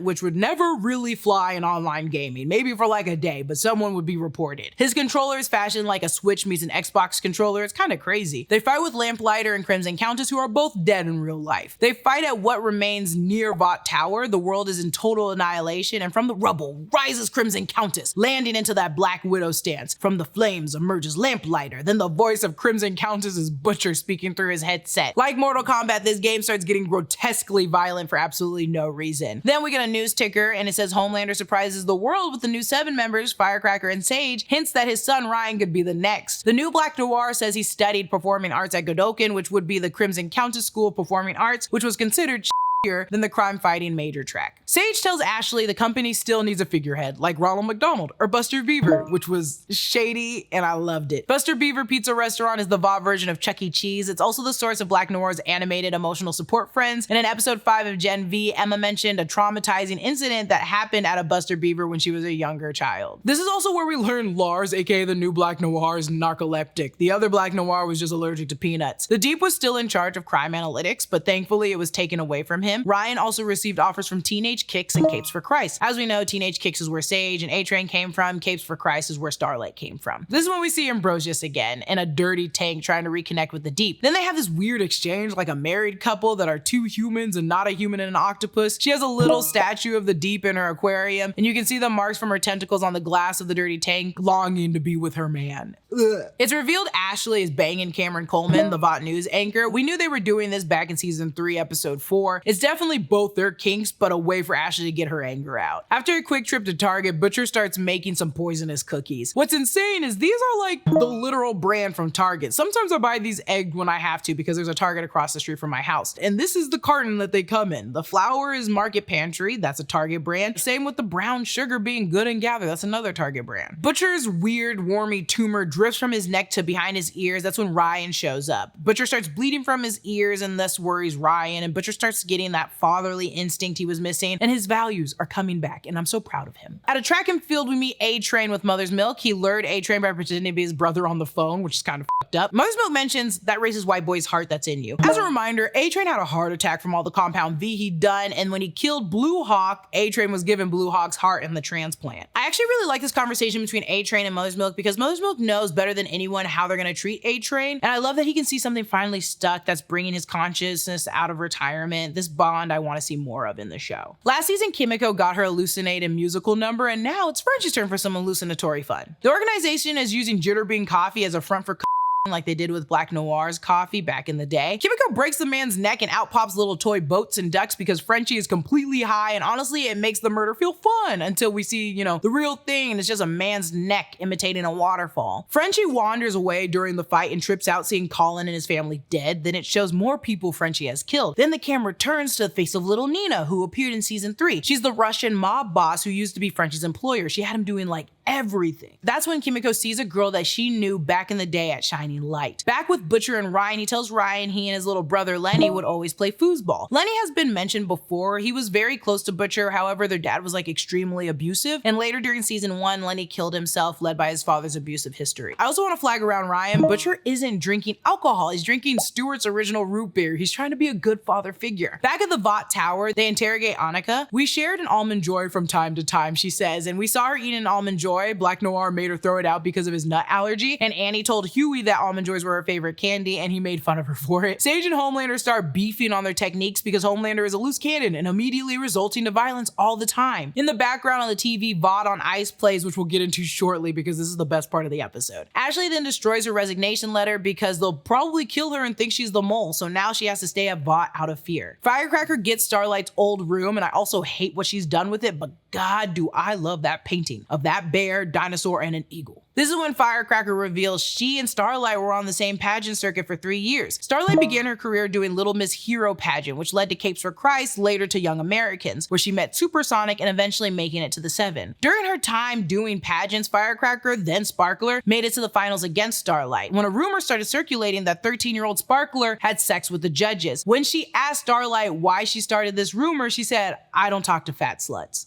It's hard. You know, hell hath no fury like a child bullied. You know, you hold on to that stuff for like ever. So now we see her vendetta against Starlight, making sure everyone knows she's a villain. That's when we're taken to Vought on Ice. Queen Maeve takes the center skating to the Jitterbean during the holidays. This song is about saying Merry Christmas no matter what. We have a full nativity scene with the 3 wise men and the Jitterbean employee pushing baby Jesus. Then out pops figure skating Homelander, and you couldn't fool me with that voice if you had tried. The singing is obviously done by Andrew Rannells. Gutenbergs? Falsettos? Book of Mormon? Have you heard of them? Also, this man straight up landed a triple axel like it was nothing. As you can see, this is Vought Coin Arena. It's like a shitty knockoff version of our crypto arena. We learned this musical is called A Very Super Christmas. Huey's now in the vents trying to plant a bug. That's when Sage and Homelander enter the scene. On the walls, you can see posters for A-Train's Ale and Vought Coin. On Noir's, it says virtually untraceable, because he is. Victoria Newman calls Firecracker Floribama Shore, which is the Florida version of the Jersey Shore on MTV. It's very too much. I didn't like that show. Sage is trying to help Newman take office. She mentions Newman needing plausible deniability when the 25th is invoked. Section 4 of the 25th Amendment gives the vice president, along with the majority of the president's cabinet, the ability to remove the president from office if they decide that the president is unable to perform their duties. In this scenario, the vice president would then become the president due to order of succession. And Sage wants a disbandment of Superhuman Affairs. The Federal Bureau of Superhuman Affairs is the government agency that monitors policies and sometimes arrests any Supes accused of illegal activities. Newman and Huey both worked here, but Newman was the leader of it. She also wants her to condemn the defund the Supes movement, the removal of all books and teachers that teach critical Supe theory, a hero in every town with legal authority over the police, and finally, once in Oval, she shows the world who she truly is. This was asked by Homelander, and Sage makes a face because she knows that's when she lost Newman. We also see what the writers are doing here. This mirrors our Black Lives Matter and defunding the police, along with the policing, what our schools teach regarding biology, gender studies, and sex education. Then Homelander asks Newman the question we've all been asking. Why does she want to be president? She told us that it's to keep her daughter safe, but it can't be the only reason. Then in the most cartoony way, a bead of sweat leaves Huey's face and lands on Homelander's shoulder. Seeing and smelling it, he knows Huey's hiding in the vents. That's when we're back to the Jesus nativity scene, and Jesus is coming down on the ropes, and I like that Jesus is just holding his baby self. The song is called Put the Christ Back in Christmas, and I kind of like it. It sounds pretty good. I don't like it. I don't like what it means. I just think it's funny. That's what I mean when I say I like it. Mother's Milk notices Huey's blown his cover, so he shines a stage light, those big heavy stage lights, at Homelander, whose laser beams shoot out and immediately slice figure skating Maeve in half. Everyone rightfully panics. A wise man pushes over an angel. Jesus cuts off the angel's fingers. A man gets his chest cut into. Jesus jumps the railing, slicing a wise man's throat instantly. Homelander is outside on the roof and he flies away because luckily A-Train has saved Huey. And God, doesn't Huey get saved by A-Train enough? Back at HQ, Starlight is drinking her sadness away when Kimiko and Frenchie enter and drink with her. NNC reports a massive electrical fire at Vought Coin Arena. Vought PR is already on top of it, changing the narrative. And we're back at the hospital and Huey's mom rests outside. The poster in the hospital with A-Train says a speedy recovery starts here. Huey speaks with his mom about how she left and why she left. She tells him how she was depressed after having Huey and she took over 40 Ambien and tried to kill herself and it didn't work, so she just left. And this is a moment where I think the 40 Ambien did work and she's dead and she's not actually there. Now, Keesler is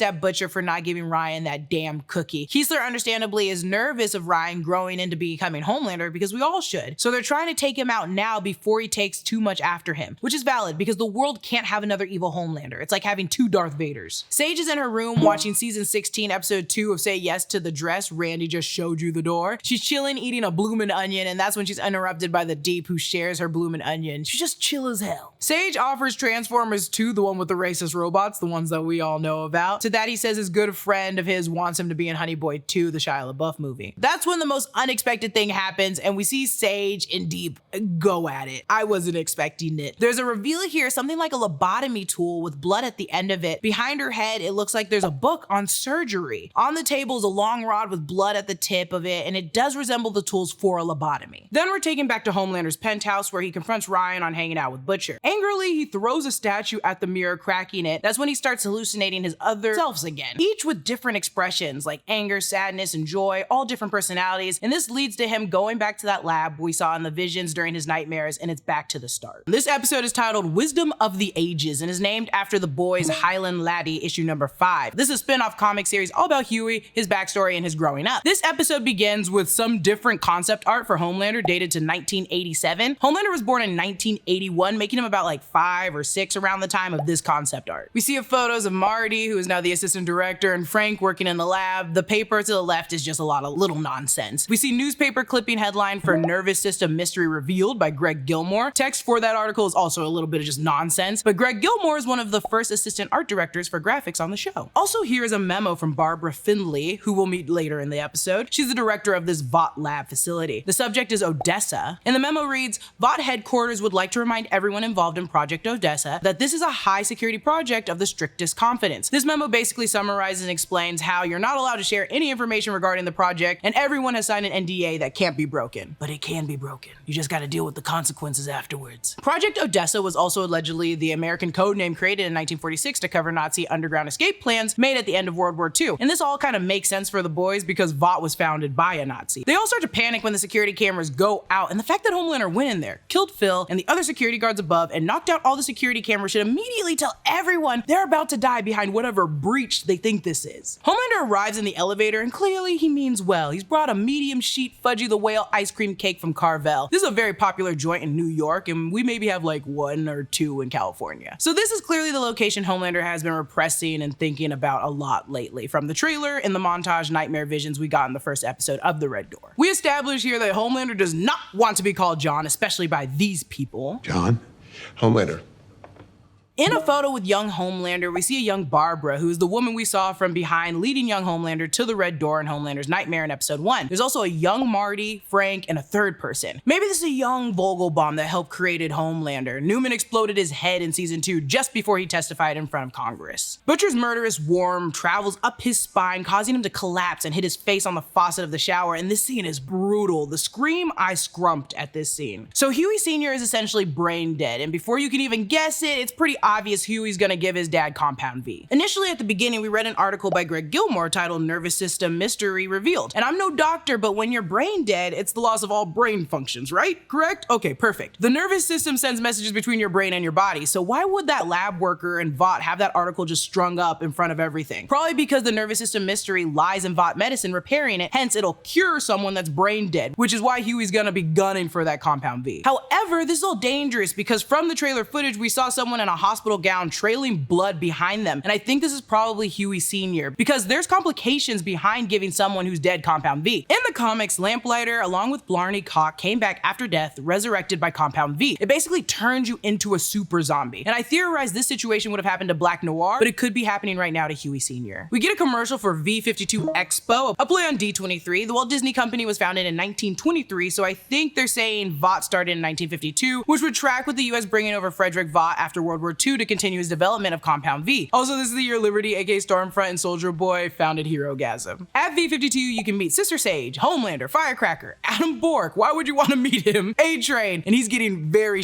build. He's at the bottom right. No one's gonna see him. And Sam and Kate from Gen V. They are both listed as the Guardians of Godolkin, and they also will feature the sneak peek of training A-Train. I also love that in the background we see people just cosplaying different Supes like Lamplighter. Like, why would you want to dress up as him? He's kind of boring. We get a commercial for Tech Knight Show The Whole Truth. We saw this back in Gen V. It teases an episode on Godolkin, as well as points out the 4 students that have disappeared into a dark hole. God, I hate Tech Knight. Let us remember that Tech Knight has an addiction to sticking his things with a hole, so that's where this whole bit comes from in the first place. You can also watch this on Vought Plus, a play off Disney Plus again, and this is our streaming platform that features loads of stuff. In the intro for his show, they have what seems like random dates and causes. 2019 says missing, and this was during the first season of The Boys, so I assume it's talking about the missing translucent that they kidnapped. 2021 says homicide. Now, not much is done in 2021 as season 2 is covered in 2020, but as Tech Knight is one to observe instantly, it could be in regards to Stormfront, who in 2020 was on the 7 but killed herself by 2022. He could have assumed something shady was going on with Vought with her disappearance in 2021. 2022 says homicide, which again could be Tech Knight believing someone killed Stormfront. This is also the year Homelander forces that girl to jump committing suicide. 2023 says missing, and this is when the events of Gen V all take place, where Tech Knight was all in everyone's business and children basically went missing at Godolkin, so I could see this reflecting that date. They show us footage from Gen V, including when Golden Boy blew himself up, showing his students Marie, Jordan, Emma, and Andre. It says, have seemingly vanished into a dark gaping hole, and thank God someone changes the channel. Then we have the Cameron Coleman hour, where he covers Singer's ratings that are dipping. Starlight and Singer make a deal where Starlight will put on the suit and go back to using Starlight and her privilege as a supe if Singer agrees to take down Vought once and for all. Back with Frenchie, he and Colin are listening to Ray Charles' Crying Time album released in 1966. Frenchie, like a weirdo, asks Colin about his family he once had that he killed. This is when we learn Colin's mom was a judge who was making an example of little Nina, Frenchie's employer who we met last season. Frenchie killed everyone but Colin because he was hiding. And I love that this season we explore the fact that our heroes are not all heroes. They all have shitty past, but maybe our past don't define who we are today. I'm trying to make good of a bad situation. So Firecracker's show is shooting directly across the street from Starlight's HQ. Sister Sage is giving us a behind the scenes look at the logistics of working for a huge company like this, and it is disgusting, but I love it. It brings diabolical insight into how control begins with what you have viewing access to. Vought Plus, which is their high functioning streaming platform, along with Vought News Network, VNN, will all be featuring Firecracker's show today. They have troll farms leading anti-Starlight agendas online using hashtags like arrogant white feminism, and it's working. Some of the other hashtags that they're tracking are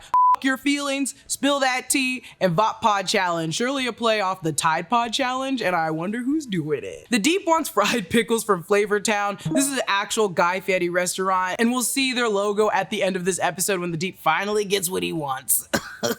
Ew. The Deep tells Sister Sage that he could get into a Flounder Pounder special. God, I hate him. This show makes me hate and love Chase Crawford. I've never been so conflicted in my life. Also, Firecracker says this. You know, when I first met you, I thought you were kind of uppity, but you're one of the good ones. Damn, why is she even on the 7? I also don't like that Sage mentions that they're new, they have to look out for each other. She's gunning to be like the new Stan Edgar. I'm gonna bet my life on it. No, not my life. I'll bet like 50 bucks. Firecracker says she's gonna be broadcasting for 6 hours, which, you know, I'd rather eat a bed of rusty nails found at the bottom of the Titanic, post-sinking. I'm not ever gonna listen to her talk for 6 hours. That's insane. And then Frenchie says this. Firecracker celebrity friends are arriving. I saw John Voight. John Voight is, of course, a piece of shit who supports Trump, and they're probably making fun of the fact that celebs that support him aren't really celebs, just washed up nobodies. Speaking of nobodies, Firecracker mentions later that Kanye West would also be appearing on the show, and as we know, Kanye has become one of the most problematic celebrities within the last, honestly, 5 years, and has openly supported Donald Trump as well. Mother's Milk is wearing a Big Pun shirt. He was a rapper who died in 2000, and I also love how immediately Butcher knows there's something fishy between Starlight and Firecracker, but of course she doesn't want it to get out what she's done, because that would make her look like a horrible person. Back with this psychopath, Homelander starts fucking with Frank first, mentioning how he would put him in this oven room to test the temperature that young Homelander could tolerate, reminding us that no matter how awful Homelander is, these normal scientists help mold him into this monster. Homelander then reveals that even though his skin didn't char, it still really hurt, to the point that he would cry as his tears sizzled away, and this is truly heartbreaking, and this story is intercut with quick shots of the oven room from Homelander's memory. Frank says, I was just doing my job. Similar to the I was just following orders or superior orders defense used most infamously at the Nuremberg trials of former Nazis following World War II. But a stark reminder that normal people can be driven to perform heinous acts when they think their responsibility is removed from them. Frank's hand on the glass before he dies is like some f***ed up version of Lost, not Penny's boat. We're now at a shipping yard, and Huey tricked Kimiko into assisting him as the muscle. Huey's wearing a shirt for the band. A-Train asks, where's the talking goatee with the gold chains? And Mother's Milk doesn't have a goatee this season, just a mustache. So what is he referring to? I don't know if this is production and the way that they shot, or they just didn't update the script, or maybe he did just recognize him as the man with the goatee forever. But I know that he saw him at that track, and he didn't have a goatee. So I'm flagging this because I need to know why he mentioned this. The truck behind A-Train says Thompson and Garand. Nothing really came up related to this in the comics, but the Thompson machine gun, aka the Tommy gun, and the the M1 Garand were infamous weapons used by the US military. The Thompson in World War I and World War II, and the M1 in World War II and Korea. Firecracker and the Deep are singing Up Where We Belong, which is famous from An Officer and a Gentleman, sung by Joe Cocker and Jennifer Warnes, but according to Wikipedia, there was a re-recorded religious version of the song done in 1984 by a gospel duo that played on the Christian radio, so I wonder which version this one is. I also like how the car horn blares just as they're about to hit the word hi. And peep that fire extinguisher right now, we're gonna come back later to it. Then we get this little exchange. Not a word about that 50 grand to Mallory. Straight up web weaver stinky spider. Enemas don't come cheap. And this is another mention of Web Weaver, who we learned from the news crawl in episode 1. He just got out of rehab, saying this time it's different. Guess he's already relapsed. I didn't mean to laugh. It's just Web Weaver. Come on, baby, you can do it. He was also referenced in the video game Butcher and Ryan were playing in episode 3, and we're definitely gonna see him this season. We know we are. We get more Becca visions, but I love that Butcher finally admits he needs help. Also, this question is huge. Mother's Milk asks, what if Ryan doesn't want to go with me? Because there's a world where he doesn't want to go and he wants to stay with Homelander, and then he'll just become a monster. And what can that mean for the final season? Firecracker says, You're those motherfuckers that killed my friend. poor Splinter getting friend zoned even in the afterlife. Actually, we shouldn't feel bad for him. He kind of sucked and he was weird. Giving yourself head in a sauna at a convention is the most insane thing. The tweet that's about to be posted exploring Firecracker's past will be sent via Butcher on a mysterious account with his dog Terror as the photo, and it's not hard to trail this one back to Butcher. Then we get the return of Ezekiel, who we last saw in season 1 at the Capes for Christ convention. Firecracker gets away with pleading forgiveness because it's always easier that way. Then she throws Starlight under the bus, disclosing during her first save, she accidentally blinded a mother, which makes her look like a monster to some people. Firecracker has a Confederate flag also on her keychain, another dog whistle to how of a personality she is. A-Train arrives at Homelander's penthouse for Compound V, and we saw this scene in the trailer, and we all thought it was like his hair. We thought it was gonna be another clone, and instead it was just Homelander's pubes. Eric Kripke knew what he was doing when he teased us with this shot in the trailer. A-Train finds a hidden bookshelf of milk, and I don't think this is Madeline Stillwell's breast milk, because even in like a deep freezer, breast milk can only last up to a year. However, you can purchase breast milk from lactating women, and I'm sure Homelander has found a way to just do that. Also, we've seen Homelander drink unpasteurized cow milk before, so I don't think this is like past him. Not that this drawer of V should be full, but there does seem to be several vials missing. Will this be a plot point later? Brandon has a theory that Homelander is slipping Ryan extra V to make him even stronger, or Homelander is taking it himself because he's worried about his aging, and I believe both of these things. It turns out Ashley has been leaving floaters in Homelander's toilet, and Ashley has spotted A-Train stealing V, so it looks like these two have a shared no snitching friendship now. Back with the Maniac, we see John, Homelander's growth chart on the wall. Starting from the oldest entry, it reads, so fast, John, 12 years old, 1 month, 60.5 inches, 5 feet. John, 12.5 years, 61.5. John at 13 years, 5'2", 5'3". John at 14 years, you get the picture. They're measuring how big he's getting. But I do like at the end, instead of John, they cross it out and it says Homelander, 16 years, because he's now a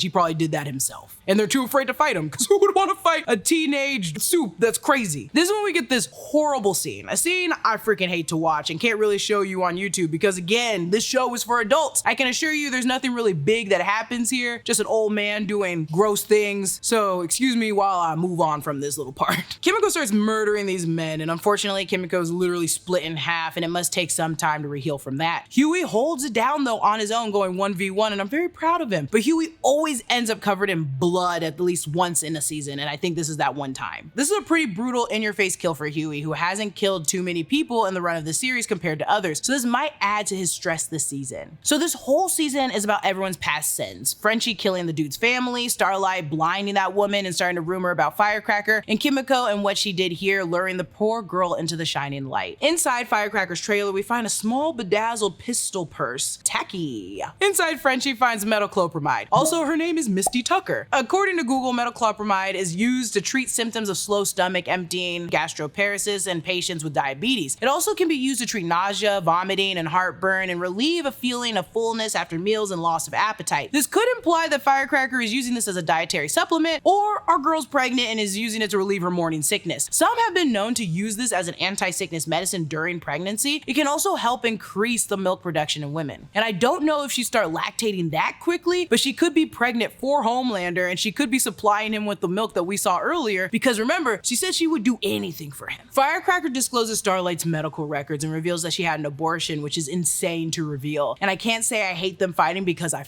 love Starlight whooping that ass. I was like, get that Sister Sage even said, how's uppity for that, cracker? I love that the ass whooping was planned. I wanted this, I liked it. My vote still goes to Starlight. They set up this fire extinguisher bit earlier in the episode. They linger on a shot of the fire extinguisher Butcher used to knock out the guard, showing it is full of liquid nitrogen. Usually fire extinguishers are full of carbon dioxide or a dry chemical like monoammonium phosphate or sodium bicarbonate to extinguish a fire. Sometimes there's some nitrogen in an extinguisher, but not usually liquid nitrogen, because that would be an overkill and probably dangerous for anyone using the extinguisher. Luckily, Moe's Milk can stop Starlight from killing Firecracker, but some comments on the Starlight ass whooping live stream from truthbomb.boy with 1.7 million people watching say, no, with a crying face emoji. Wow, Starlight kicked ass. So fake, staged, lost so much respect for her. Biggest truth bomb ever. Sold on that fight, yo. Back with Butcher and Ezekiel, it all goes dark. We hear a scream and Ezekiel is splattered all over the trailer. So now we can confidently say Ezekiel is officially dead right now. But who did it? Newman blows heads, not bodies, so we don't know yet. We learn that Barbara paid a runaway woman to carry Homelander to term, and Homelander killed her, lasering himself out of her stomach from the inside out, killing nurses and doctors in the room. Barbara breaks down his need for approval, let them cook up therapists that kept him obedient. Psychologically, f***ed this boy up since birth and trained him to be a psychopath. Frenchie has a meltdown with Colin and finally reveals he's the one who killed his family by showing him his ankle. And honestly, more monstrous, he got Colin to fall in love with him after the fact. And that's horrible, and Colin acts appropriately. Back at Vought, Sage is being sweet on the deep.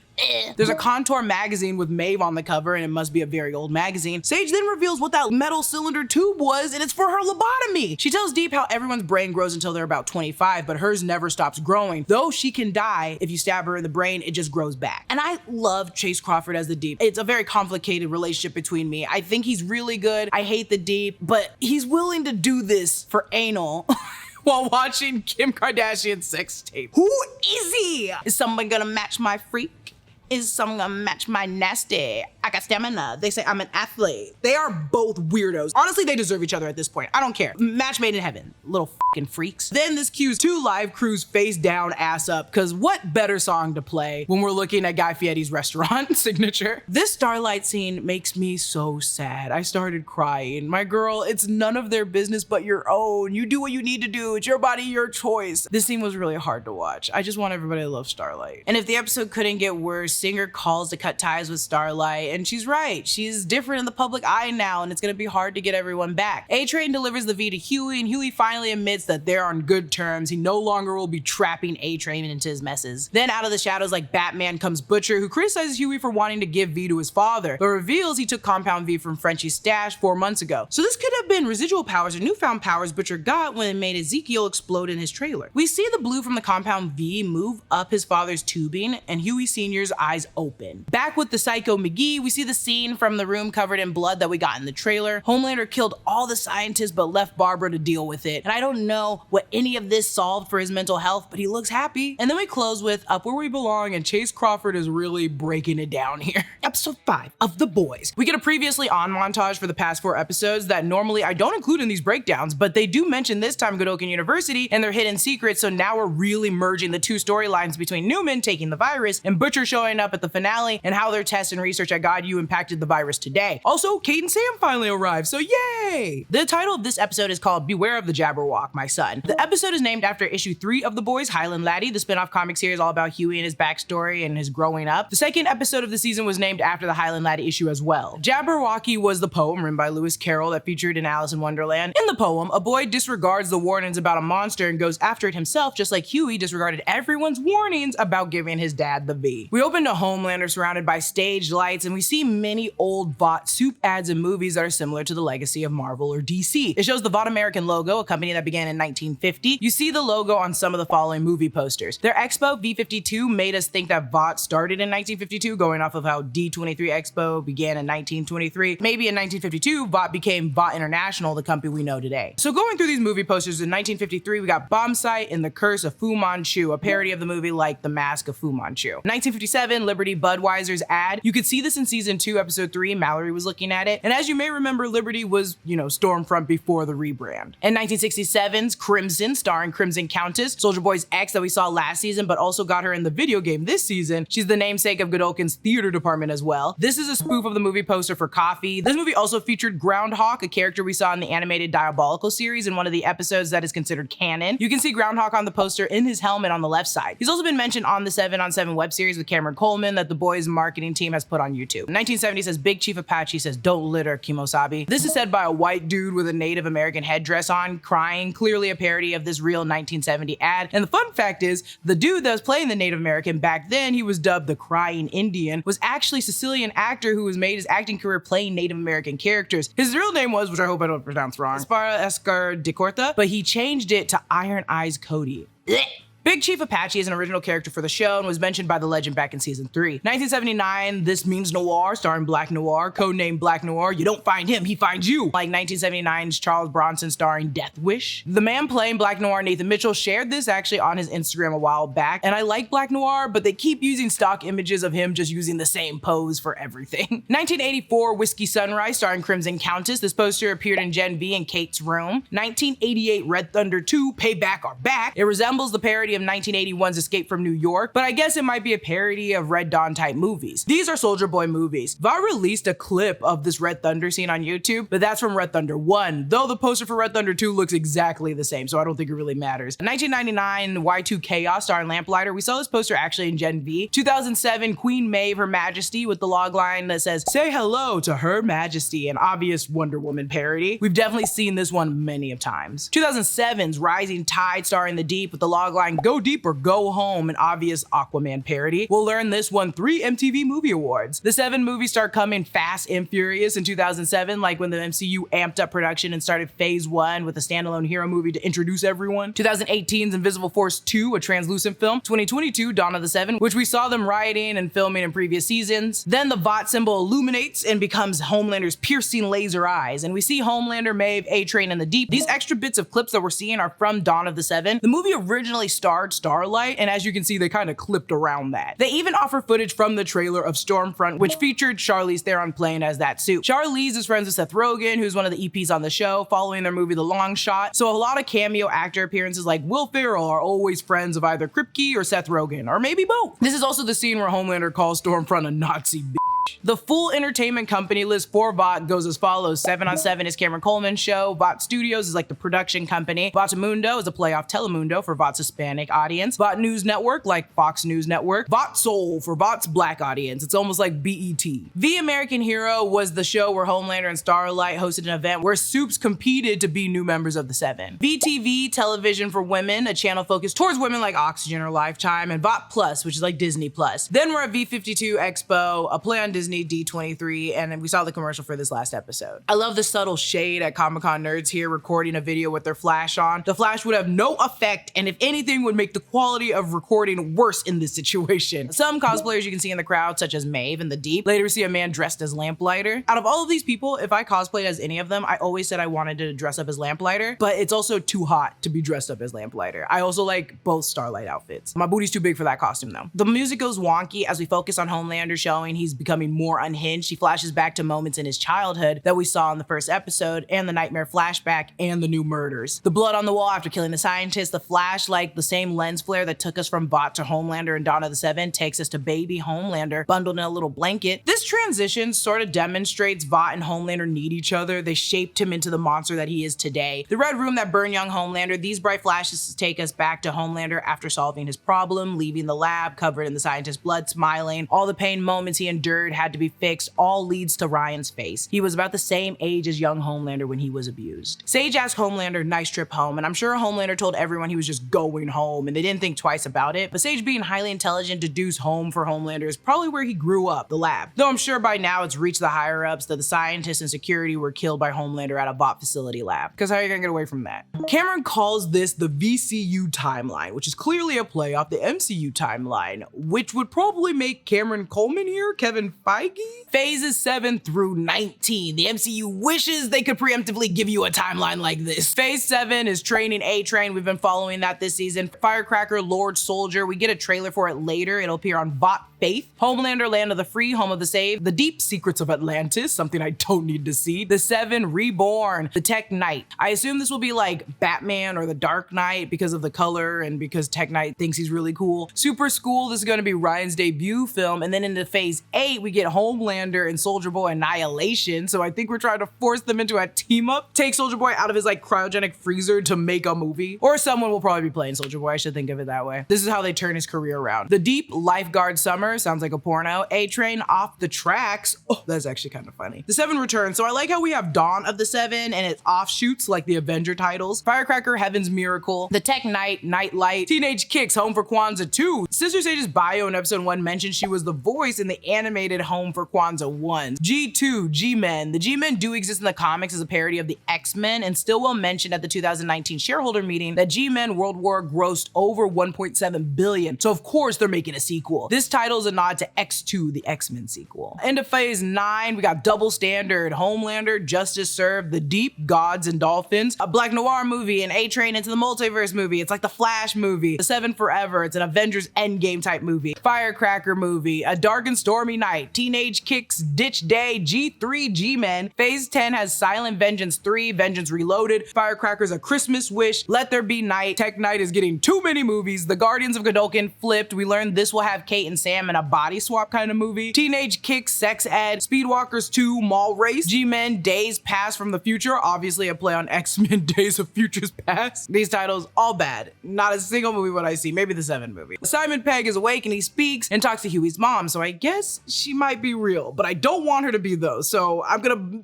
maybe believe is a little crazy. I want to hold on to my theory. Huey Sr. says the last thing he remembers is shopping for pizza rolls, and in season 3, episode 8, Huey tells Starlight a sad story about his mom leaving his dad, and Huey Sr. would buy only pizza rolls in bulk. He was trying to keep Huey happy, so the memory stays within the pizza rolls. Huey's dad says the fact he's alive is a true blue miracle, and womp womp, he's talking about Compound V. Vought News Network is now covering Truth Bomb with Firecracker, and man, do I want to punch her in the face too. We saw pieces of the Starlight's HQ in the trailer post-announcement where Ezekiel's name is written on the wall. We now know home teamers have broken in and tagged everything. We're at Monique's place now, and Mother's Milk and Monique are scolding Janine for getting in a fight with a boy at school. The poster on the wall, Move On Over or We'll Move On Over You, is a song called Move On Over by Len Chandler. It's a Black Panther protest song set to the battle hymn of the Republic. He wrote it to commemorate the 106th anniversary of Harper's Ferry, in which John Brown took up arms in a failed effort to defend fugitive slaves. The song is basically, if you're not going to help our movement, get the out of the way. Also on the wall are images of the one and only time Martin Luther King Jr. and Malcolm X met, as well as a photo of Fred Hampton, the activist, deputy chairman of the Black Panther Party, and founder of the Rainbow Coalition. All 3 of these men would be assassinated in the pursuit of their causes. You can also see Biggie and Tupac. Mother's Milk is still wearing the Big Pun shirt. The folder says Godolkin U. These are clearly photos of the infected students in Gen V being monitored. In their conversation, Keesler starts tearing into everyone for absolutely no reason. Keesler and Butcher are too similar, like the American and British version of one another. Back at the boys' HQ, you can see a billboard for Vought on Ice. I guess they haven't removed the promo material after everyone Final Destination themselves. There's also a Singer and Newman sign. Frenchie keeps his drugs in a French flag box and has an old rosary, and he mentions later in a conversation with Starlight that they both had a past in religion. So I think this rosary belonged to him from back in the day when he had some faith and a better conscience. Mother's Milk has now switched into a Fat Joe sweatshirt, another rapper that we all know. Butcher, when speaking on the virus, says Diabolicals, which probably means nothing, but the animated series was called The Boys Diabolicals. Butcher tells the gang about Gen V's horrible practices, and as a reminder, it's not airborne but contagious for Supes. We saw Butcher at the end of Gen V wandering the forest, but the virus, as we know, had already been taken by Newman, and then she blew up that man's head. This is where Cameron Coleman mentions that clips from our new studio division Vought Faith, similar to the Christian film production companies that make films intended for mainstream release like On a Wing and A Prayer in 2023. It's wild that Vought just didn't have this division yet already. It feels like they would have started with this. They have an in memoriam for Ezekiel set to Sarah McLachlan's I Will Remember You, not to be confused with In the Arms of the Angels, which is for the animal commercials. We also see a little Ezekiel cosplayer with a little halo because he's dead. We get this little weird exchange with the Deep and Coleman. We'll later learn learn that the Deep is mad about Cameron reporting that he got fired as the head of crime analytics. We see Mother's Milk scratching, which may contribute to his OCD and stress. Similar to how Ashley pulls her hair, we see later there are hives from all the stress the team is giving him. And lo and freaking behold, Stan Edgar is back. So now our king is back, which is insane, and it's this easy to get him out. He's just in a normal prison? This is the Pennsylvania Department of Corrections. We see it on a prison bus later. Talking with Daphne, Huey Campbell Sr. mentions wanting to take a Da Vinci Code tour in Paris, which is a real thing. There's actually many Da Vinci tours. And I also like that when Huey was a child, he named his pet Jar Jar after the worst Star Wars character. We finally get in the van and then we're going to that farm that we saw in the trailers. We didn't know whose house this could have been, but it's one of Stan Edgar's homes, a farm home. He has many homes. Vought tweeted about documents found in his other vacation home. It's revealed Newman's been using the basement as a lab for the virus. We see the animal testing cages, regular V broken on glass vials on the ground, and whatever that juice is, it's getting down into the drain, presumably into some water supply. We see a Mr. Fuzzy Buzzy has been given Temp V. This rabbit will be important later. In his cage is a QR code, and I tried to scan it, but nothing popped up, so don't worry about it. Butcher then lets it go free, and Kimiko sees his little sweet side. Little did she know, it wasn't a sweet side. Newman reveals herself, and Annie's powers are not really working, and it's a classic superhero trope. Some mental block is causing her powers to fail. Back at the V-52 Expo, they unveiled training A-Train using Ain't No Mountain High Enough here, which is amazing. The version they're using is the Ain't No Mountain High Enough by Joseph Williams Morgan, featuring Shadow Royale. I like that A-Train stuttered when saying this. Trust me, I'm just as excited as you all for this film that is so close to my heart. Just the irony here, you know, because it's a racist movie and he has a racist heart, so like... I feel it in my heart, the heart that was given to me from a racist suit. Coleman mentions that I gotta take a couple of shots at the home team now and again if I want to appear fair and balanced. A knock on Fox News claiming to be fair and balanced. The Deep then mentions Noah Baumbach pulled me from his latest slice of life drama. Noah is Greta Gerwig's husband and writer of the Barbie movie, White Noise, Marriage Story, Squid and the Whale, a bunch of things. The Deep is also always name dropping this season, which isn't surprising. A-Train also appears in the thriller Double Standard. Then A-Train jokes about multiple reshoots making a TV show, the most expensive one ever, so it must be good. Take that, MCU. Shove it. No, don't shove it. I love you, MCU. No, I don't. I don't know. It's a complicated relationship. The Deep mentions for the first time in history, the Seven has 2 black members and 1 unspecified, which I assume he's referring to Black Noir since no one has seen his face. Vought's new diversity initiative is called Black at It.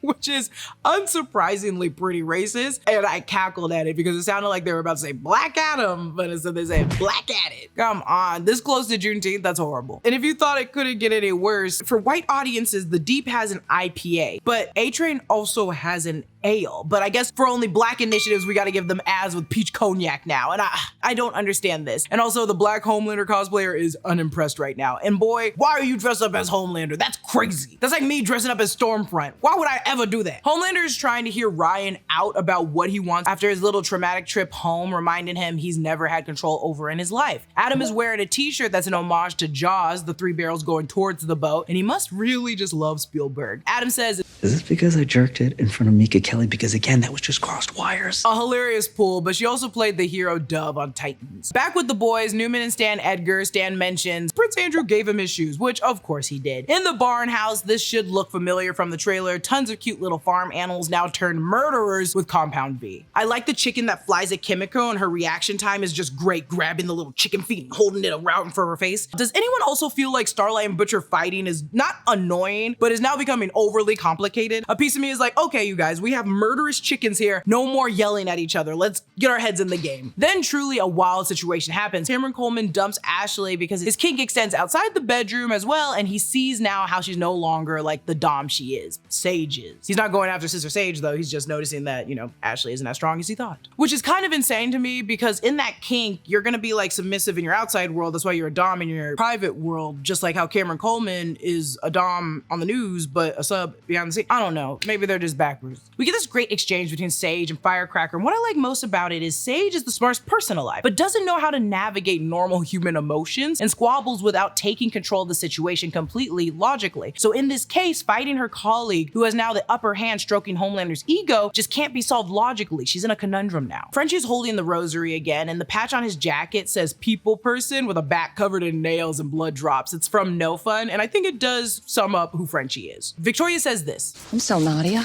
You think I don't want to let her out sometimes, but I can't. And a reminder that her real name is Nadia, but after she was adopted from the Red River Institute by Stan Edgar at the age of 12, her name was changed, probably to protect her identity, because as Nadia, she murdered both her biological parents as well as some of her adoptive families. Butcher trails off and finds that rabbit he literally just released, Mr. Fuzzy Buzzy. So the implication here is that this is what's gonna happen to Butcher eventually. The same thing that happened to the rabbit. The little tentacles must be what moves through Butcher's body that I've been referring to as worms. Eventually they'll just rip out of his stomach like Alien. Tech Knight says it's been a whole year since my last movie, once again including a reference to the holes in Tech Knight's speech. He also says a 12-minute sequence that's entirely pitch black. He just likes to bring everything back to a butthole or just a hole. You know what I'm saying? I think he's spoofing Matt Reeves' The Batman since the movie is called The Tech Knight. He also says this. The Tech Knight plumbs a whole new pit of darkness with its soundtrack of Nirvana hits.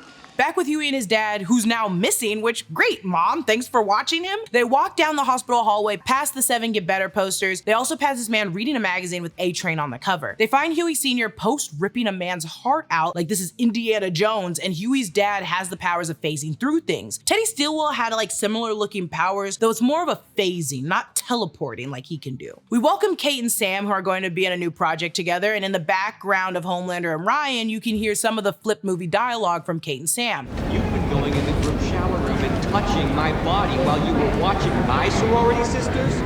What was I supposed to do, not shower? They're highly regarded to fans, so it's safe to assume season 2 of Gen V will focus on them and everyone's green light and good praises, and Marie, Jordan, and Emma as the world's enemies. So now Ryan, like Homelander, is in his own belief and values, thinks he's doing good, playing the White Knight, but he's doing it through fear, which is something for a boy at his age to maybe start doing. I just think this version of Ryan will not be leaving. He'll be scaring people into doing things the right way. When Frenchie and Starlight are talking, I know very little about Catholicism, but here's what the Sacrament of Penance is according to the U.S. Conference of Catholic Bishops. The Sacrament of Penance is a God's gift to us so that any sin committed after baptism can be forgiven. In confession, we have the opportunity to repent, recover the grace of friendship with God. It is a holy moment in which we place ourselves in his presence and honestly acknowledge our sins, especially mortal sins. So basically a confession. And more themes for this season. Can you truly be forgiven of your past sins no matter how heinous? Then we see a bull. Clearly this would have been a battle until murderous sheeps rip him apart and eat him. Now the effects of Temp V and other drugs on these farm animals have left them hungry and murderous, and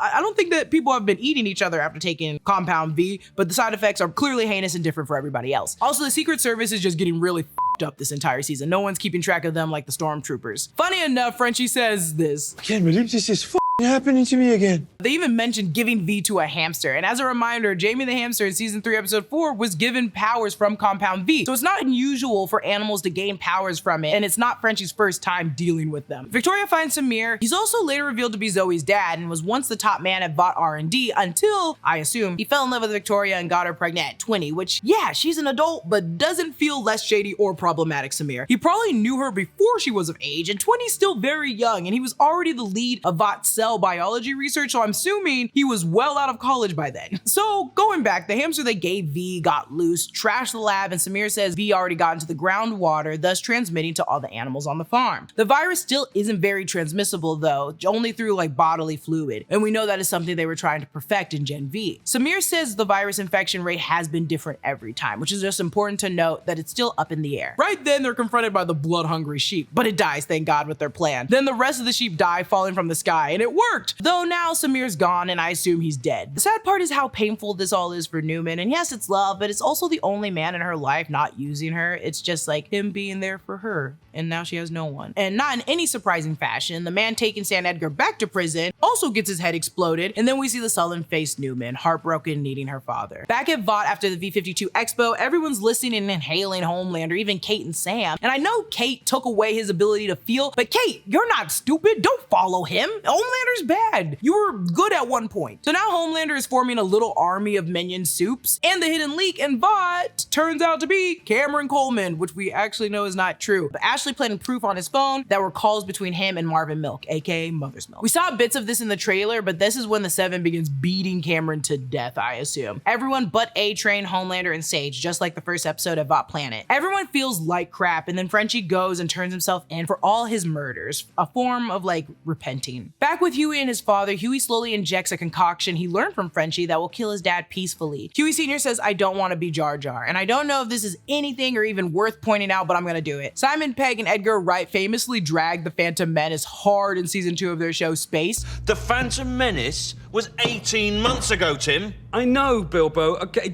it still hurts. You know, that kid wanted a Jar Jar doll. Kids like Jar Jar. What about the Ewoks? They were rubbish. Yeah, but Jar Jar Binks makes the Ewoks look like Shaft. I think they have since commented on regretting being so hard on the movie in hindsight. Regardless, we watch Simon Pegg as Huey Sr. in real time, like dementia, reminisce about the past with a small loving family. Behind the beaming light of the hospital lights on his little head, and we watch him fade away with the camera, and we all lost a good dad today. It's revealed Butcher kidnapped Samir in the hustle and bustle of running out of the barn, cutting off his leg as evidence, and I wonder if it's the leg from the trailer they used to test the virus on. And then we end the episode with Old MacDonald had a farm, and what a great move. This is a breakdown of The Boys season 4, episode 6. This episode is titled Dirty Business, which covers issue number 9 of the comics that follows Butcher and Huey breaking into Tech Knight's home in almost the exact same manner as this episode. They head to the library, pick up a book that leads to his weird lair. We open the episode with Samir waking up. After the last episode, it's revealed Butcher kidnapped him and cut off his leg. The juxtaposition here of the scene from Kessler and Butcher waking him up, and then in season 1 where Butcher was waking up translucent, feels just so similar, not only in tone and the lighting, but their jaunty little good morning attitudes.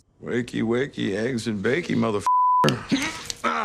Where am I? Oi, morning, sunshine. By now you've watched the episode where the biggest twist is revealed. Kessler's not really there. Another figment of our boy's imagination. Now that we know this, the signs were always there, like right here. Notice how Kessler says wakey, wakey, eggs and bakey, but Samir only reacts and wakes up when Butcher slaps him in the face. Samir never interacts directly with Kessler, even looks at or reacts to his presence. We don't really know where the new location is, but I assume this is all an abandoned Vought Farms location. You can see the banner in the background that says Vought Fresh Farms, which is the Vought food company. They make milk, of course, and they're also shooting at one of the locations in season 2 of Gen V. Vought Fresh Farms is not a good food manufacturing company. Later, the Deep tells the new Black Noir that a couple years ago, old Black Noir cleared out an entire Indonesian fishing village because Vought Fresh Farms was extending their palm oil plantation. They're basically like the Nestle Corporation or Tyson Foods. If Stan Edgar's farm was home to some of the animals for Vought Fresh Farms, or Vought Fresh Farms worked out of this area, I wonder if the other animals that were infected by the virus later were killed and still processed, now delivering this like tainted meat like mad cow disease. This could be a way that the virus gets out more, or that more Compound V gets out to the public and affects season 2 of Gen V. Samir refers to Victoria here as Vicky, and I think it's just interesting to note he doesn't call her by her actual name Nadia after she gave that sweet motivational speech to Starlight last episode about forgetting who Annie is anymore. This just goes to show how long she's been under the guise of Victoria, and even with the love of her life, she prefers the latter. Kessler says this. Could just send you back to them in a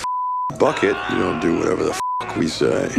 Which reminded me again of Translucent. They put his exploded body into trash bags and then into a zinc box because Homelander couldn't see through zinc and threw him into the water. However, the Deep's little sea friend found it later. In that box, it was spray painted "coming for you." So Butcher indeed sent his remains back to Vought like a message. So this isn't his first rodeo, Samir. Then we're on the Made in Manhattan walking tour. Huey's dad was big into walking tours since last episode he wanted to do the Dan Brown Da Vinci Code one, which is why his last words were Tom Hanks. His ashes are in a Cafe Bustelo espresso ground coffee can. It's sweet that his walking tour is where they're like scattering his dad's ashes, even though it's gross and I'm pretty sure illegal. It's like how people who dump their ashes at Disneyland. If my ashes were dumped anywhere, it would be like the Grand Canyon, or maybe a cheese grater at Olive Garden.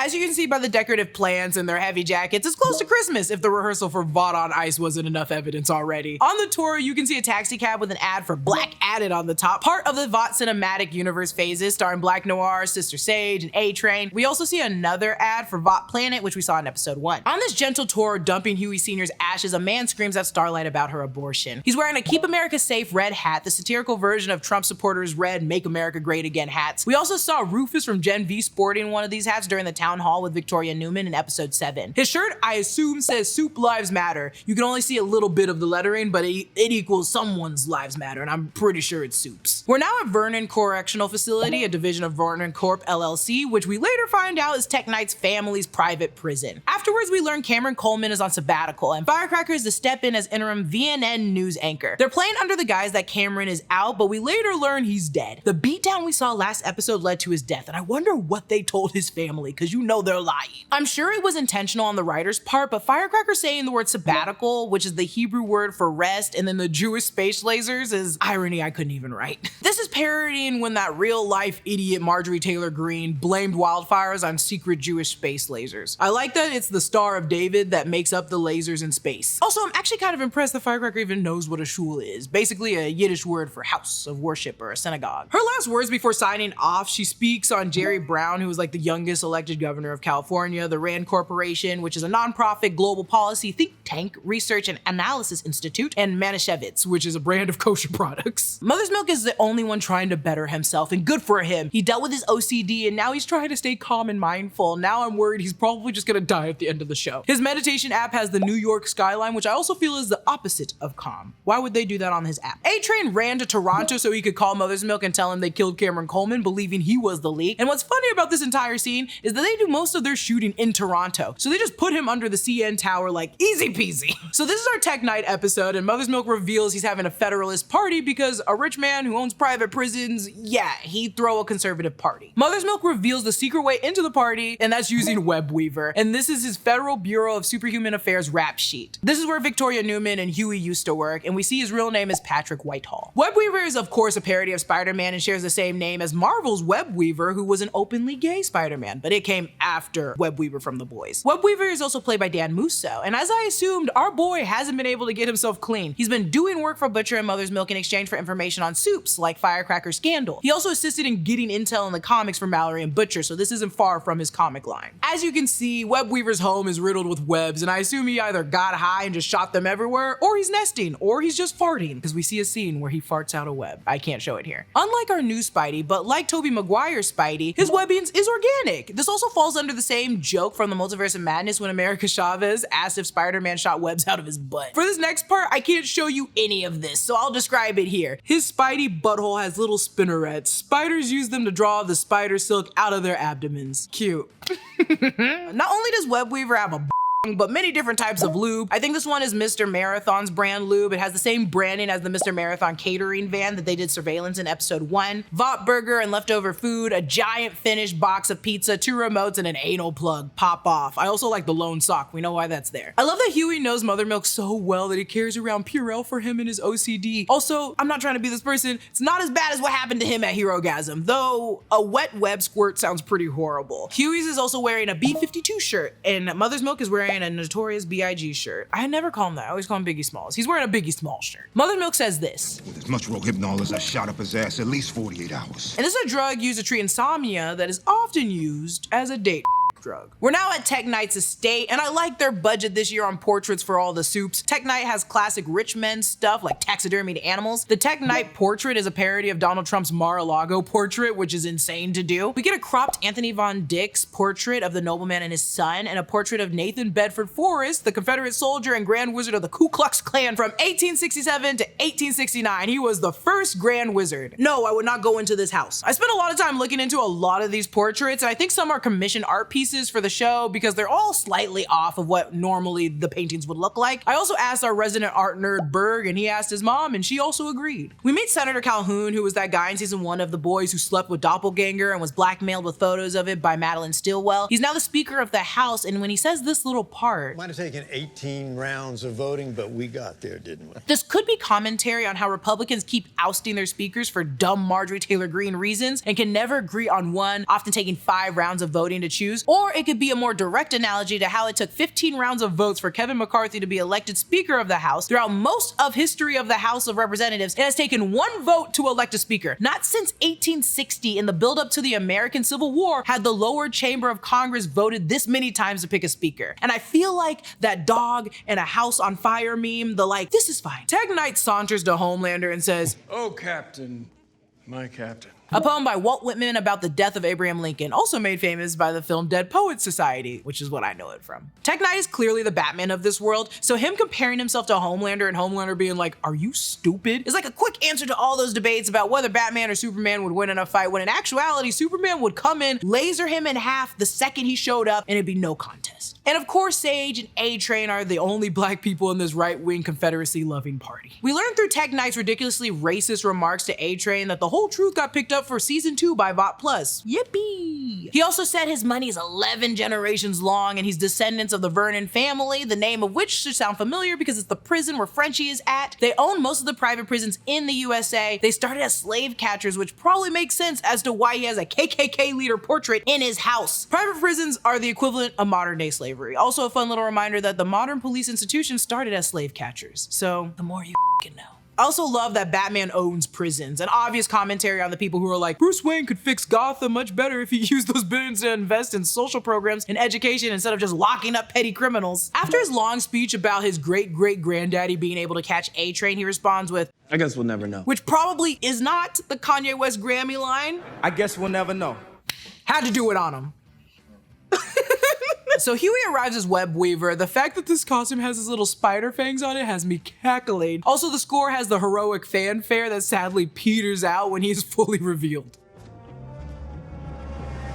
Kimiko says he looks like a Times Square Elmo, and the girls that get it, and the girls that don't simply never will. We learned Tech Knight has super smell, vision, touch, and taste. We knew this already since his powers in Gen V demonstrated different abilities and increased deduction. Tech Knight's butler Elijah is played by Tyrone Benskin. This man has a history of acting, but he is also elected member of parliament in Montreal, Quebec in the 2011 Canadian federal election and served as MP until 2015. And the irony of this man just playing a black butler for a billionaire racist is insane to me. And clearly he's a parody of Alfred for Batman. We can see Huey doesn't have the spider butt teeth where Web Weavers would go, so this is just a bare giveaway that that's not Web Weaver. Tech Knight wants Web Weaver to be his new sidekick, and in the comics, Tech Knight's sidekick was Ladio, a parody of Robin or Nightwing. The original Ladio turned into Swing Wing when he got too old and he was replaced by a younger Ladio. However, the man in the red gimp suit, the last sidekick, is credited as Ladio, and you hear Tech Knight call out to it very quick at the end. Ladio, get help, boy!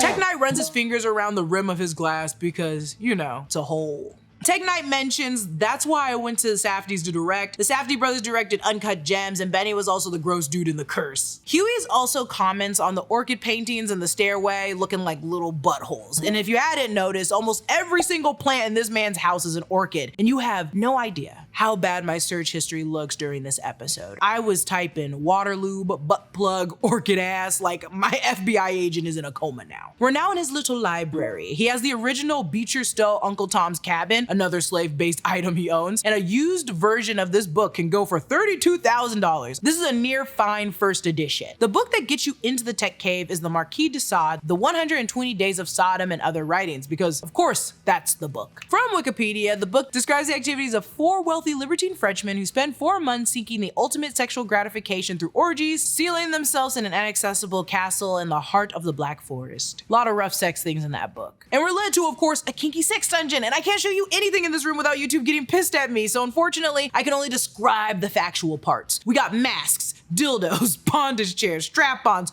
so much lube. Honestly, a person would say too much lube. A urinal that leads your piss to a mask to drink it, because Tech Knight is that filthy. And I'm not trying to yuck y'all's yum, but seek help. Don't be a toilet. And poor Elijah just out there in the back, hosing down the floors, but my man will get his payback, and I'm so proud of him. Elijah uses the term master when referring to him as Master Knight. We highlight just like how weird that is that Alfred also called Batman Master Wayne, even though, like Elijah, he was the sole parental figure from the age of like 10 to these people. Tech Knight yells at Elijah about not cleaning the Santorum off the gibbet cage. Santorum is a word meaning a mix of like poop and lube from playing in the butt. It was named this because of the douche nozzle that's Rick Santorum. So the fact that Tech uses the word here while there are a bunch of racist right-wing nutbags above him is definitely on purpose. Also, the gibbet cage is that human-looking cage over there. Finally, actor Nathan Mitchell, who has been portraying Black Noir since the show began, reveals his face. We speculated that this was the voice we heard this season. The actor who portrayed the unmasked Black Noir last season was Fritzy Clemons Destin. Also, the Deep and Black Noir getting left out of the little party at Tech Knight's place is hilarious to me. It's so funny and sad that the new Black Noir just can't understand the role of old Black Noir. He mentions all he had in his closet was a bunch of Buster Beaver drawings, and again, a reminder that those were his friends he imagined. In this wild conversation between the Deep and Black Noir, we learn that the Deep is becoming a maniac, learning how much power is behind scaring people and killing them, something I've argued he would go further with this entire season. Mother's Milk mentions they have halothane to knock out the Supes. This is what Annie will later inject into Firecracker to knock her out. They tried halothane last season on Soldier Boy, but he just huffed it like it was a party drug. Back with Butcher, we see a sign for Black Noir, unions can't, we can, a hilarious anti-union propaganda from Vought. Here you see a better shot of the Crimson Countess Countess poster about wasting time, and damn, that had this factory really slaving away. Speaker Calhoun mentions this horrible tidbit. Actually, we know if the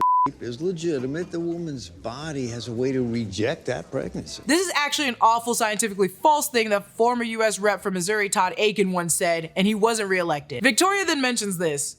I just had abortion mansplained to me by a guy who refuses to be alone with any woman who isn't his wife. This is a reference to quote VP Mike Pence gave The Hill in 2002, where he said he never eats alone with a woman other than his wife, and that he won't attend events featuring alcohol without her by his side. This has also been attributed to the Billy Graham rule, which is, according to Wikipedia, a code of conduct among male evangelical Protestant leaders in which they avoid spending time alone with women to whom they are not married. And look, a croquembouche, not really a missable detail, but Brandon wants you to know he loves croquembouche. You'd also like to add this part right here. Tech Knight has a thing for holes, and the croquembouche is made up of pastry puffs, which resemble donut holes, so maybe it is a missed detail. I think it is a whole thing. Do you hear him? That's Brandon. This is Brandon's 2 cents. Sage mentions her grandmother was an ex-Black Panther, which is important to know and further confuses me on what her plan really is. Her grandmother made an impression on her, so she's digging through all these horrible racist affairs to get where exactly. She also references Vought land lines, which are too long anyways, and we saw Vought land during Crimson Countess's show. You want to wait 3 hours for a 3 minutes ride? It is a monument to a monster.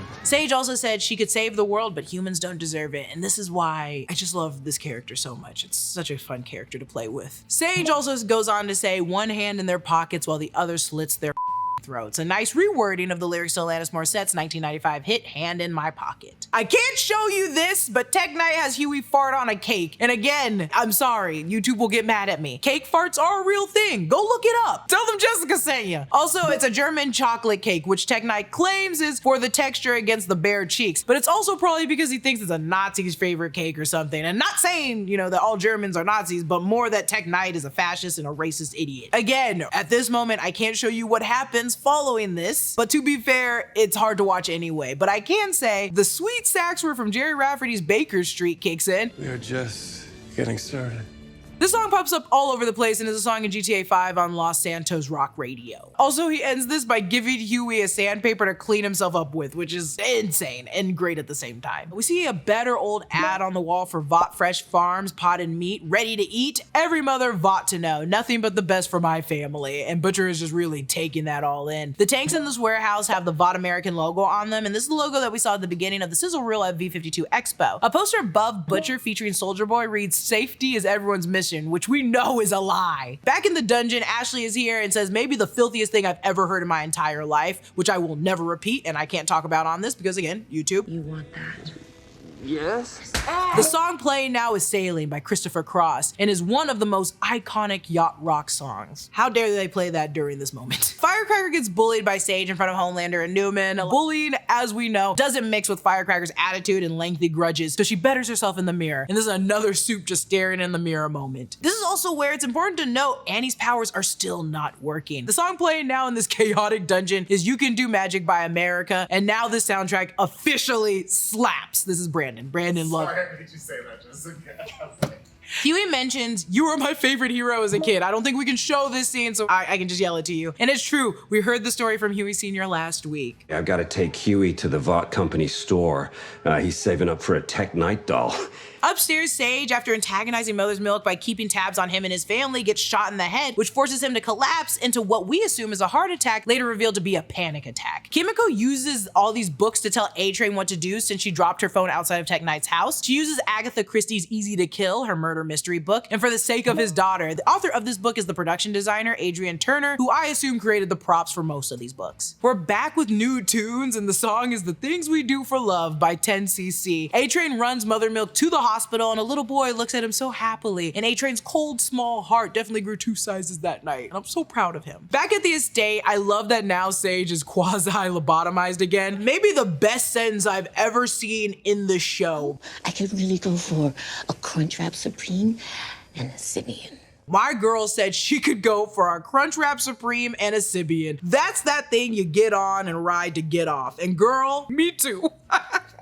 A Crunchwrap Supreme and a Sibian? That's insane. I love her too much. Now with Sage out, Homelander decides to speak on her behalf, and he's so used to doing this bullshit speech to regular citizens, not money-grubbing politicians, he's clearly not smart enough for any of this. The oil and gas billionaire and hedge fund CEO starts grilling Homelander until Newman steps in. She mentions rimming AOC, which we know she's referring to our AOC, the Democrat and activist. Victoria says this: There are no nations. There's Apple, Exxon, and Berkshire Hathaway. People are probably familiar with Apple and Exxon, but BH is an American multinational conglomerate holding company founded in 1839 and currently has Warren Buffett as CEO. They have stock holdings in a ton of companies, including Apple, Bank of America, Coca-Cola, American Express, Chevron, and Kraft Heinz, just to name a few. Back with Tech Knight and his new captors, the song playing is Rosanna by Toto. Huey starts hurting Tech Knight by donating all his money, and this is pure torture for the man. First to Elizabeth Warren, our US Democratic senator from Massachusetts, who also ran for president in 2020. The Innocence Project, a 501 nonprofit legal organization that is committed to exonerating individuals who have been wrongly convicted through the use of DNA testing and working to reform the criminal justice system to prevent future injustice. And of course, Black Lives Matter. Tech Knight refers to BLM as those people because he's that kind of racist. This is when we learn that they want to use Tech Knight's prisons for people who fight their new views. Those who disobey go straight to jail. Right to jail, right away. Everyone, especially Elijah, says hell no.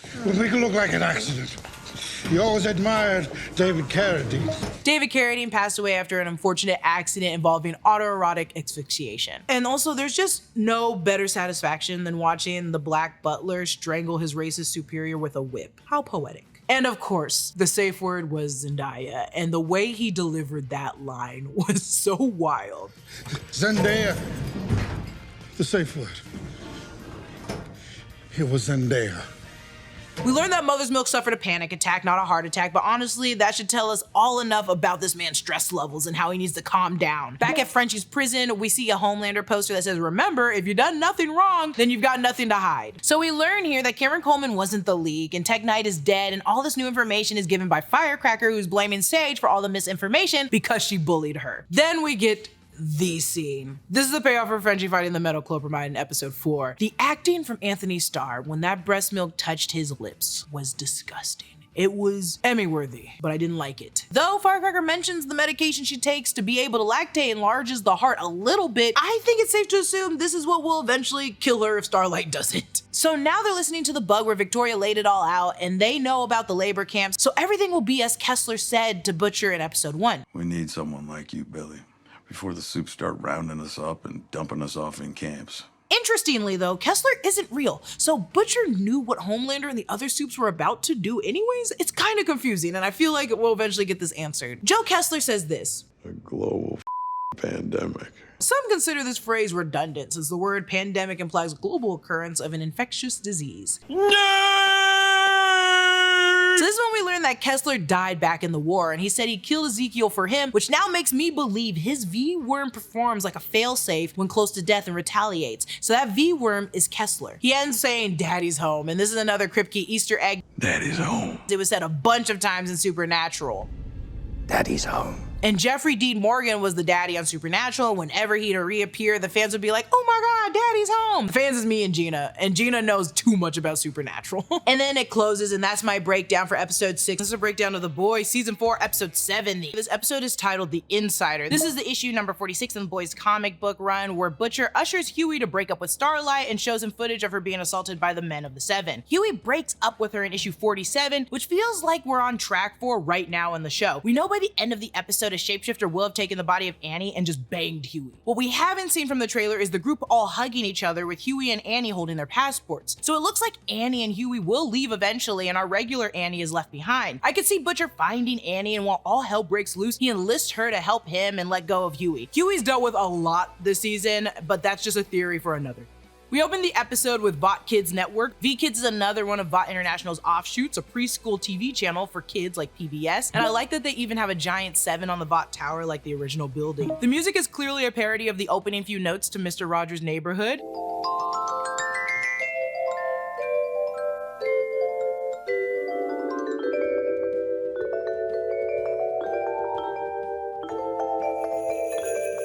Mr. Rogers' Neighborhood also opens with a little scaled down version of a neighborhood, just like we're seeing kind of here with New York City and Vought Tower. We also saw Avenue V in Gen V. It was the show hosted by Jason Ritter with the puppet of the Deep, a parody of Sesame Street and Avenue Q. Sam hallucinated Ritter telling him to kill all the people. You can see a photo with a puppet version of Black Noir, and on the right is a photo of puppet version of Homelander and Firecracker. Also on the mantle are Christmas cards featuring Homelander and Black Noir. On the wall in the back there are more puppet photos, and Firecracker is in a lot of them. Obviously her star is on the rise in the 7th since she squirted that titty milk. This is all a Vought Kids Christmas special, and we begin with Ryan and A-Train, and I love that Ryan hated Adam Bork's pitch, but this one seems cool enough. We're gonna see a gaggle of puppets this episode. The Rap did an interview back in 2023 with Colin Penman, who is the head of makeup for The Boys and Gen V. He's also the voice of Puppet Deep. In this interview, they talked about Gen V's puppet massacre and creating the puppets, hiring puppeteers to help design and build them, and I assume the same process happened here, and it was a lot easier since Gen V. Puppet A-Train is voiced by Alexandra Montanese, Puppet Firecracker is voiced by Kira Hall, and Puppet Homelander is voiced by Jamie Shannon. If you don't know, that's the man who created Mr. Meaty on Nickelodeon. He also voiced Mona and created the show Nanaland. Do you guys know Nanaland? Is that too young? Too old? I don't know. I love Nanaland. All the actors, though, are puppeteers. We see all the 7 members in most portraits except for Sister Sage. This could be because Homelander is currently really pissed at her for getting brain damage at Tech Knight's party last episode, or because she celebrates Kwanzaa, as we know from her past endeavors. A-Train says he's sad because of Antifa, which is a anti-fascist, anti-racist political movement here in the US. Lots of folks weaponizing it support Trump because he wants to declare it a terrorist organization. This song has a lot, if you can't tell, of problematic parts to it. Additionally, Ryan's mug says ho ho Homelander, and of course they have a ton of Vought merch for different holidays. We get a new song from the Vought Kids Christmas album, When You See Something, Say Something. This doesn't feel like a phrase for Christmas, but is a common phrase for the Black Noir posters, one that we see in Diabolical. In the song, they name the gay husband's principal Chad, and this has to be making fun of the,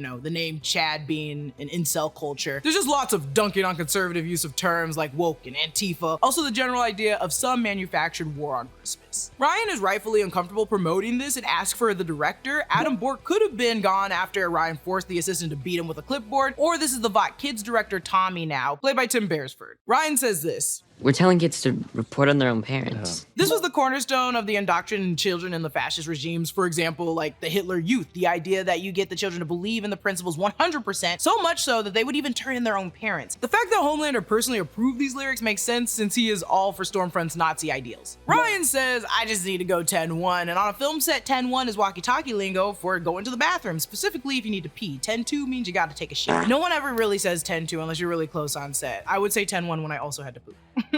As Sage walks in, it sounds like Ashley says this: PR made that apology to Temple Bethel, so that should be a deal. There's a Hollywood Temple Bethel. This is one of the oldest Jewish temples in Los Angeles, and I'm gonna guess they had to make an apology because Firecracker was talking about Jewish space lasers on her show last episode. Ashley mentions that marketing would like to start selling NFTs of Homelander. Apparently, you're not buying JPEGs, you're joining a community. We know the whole thing with NFTs, but these NFTs are ugly. But I do like the Vought race car one. It's a red and white and blue logo with the Vought symbol and his eagle. It's kind of cool Talladega looking Knight's costume. You can tell Homelander's going insane. Like the cracked mirror of his personality is his reflection on the black table is smashed into cracks by the bug, and reflecting in the image above is himself on the 7 mural. Firecracker mentions Cameron Coleman golfing with Mike Lindell. He just pulled 50 million bucks of pillow commercials, I assume from Vought News. Mike Lindell's that right-wing My Pillow guy who is bat crazy. He also buys a ton of ad time on Fox News. Sage refers to Firecracker as a Daisy Duck Dynasty, which is a play on Daisy Duke from Dukes of Hazzard and the show Duck Dynasty, and I also appreciate the Daisy Duck reference here as well.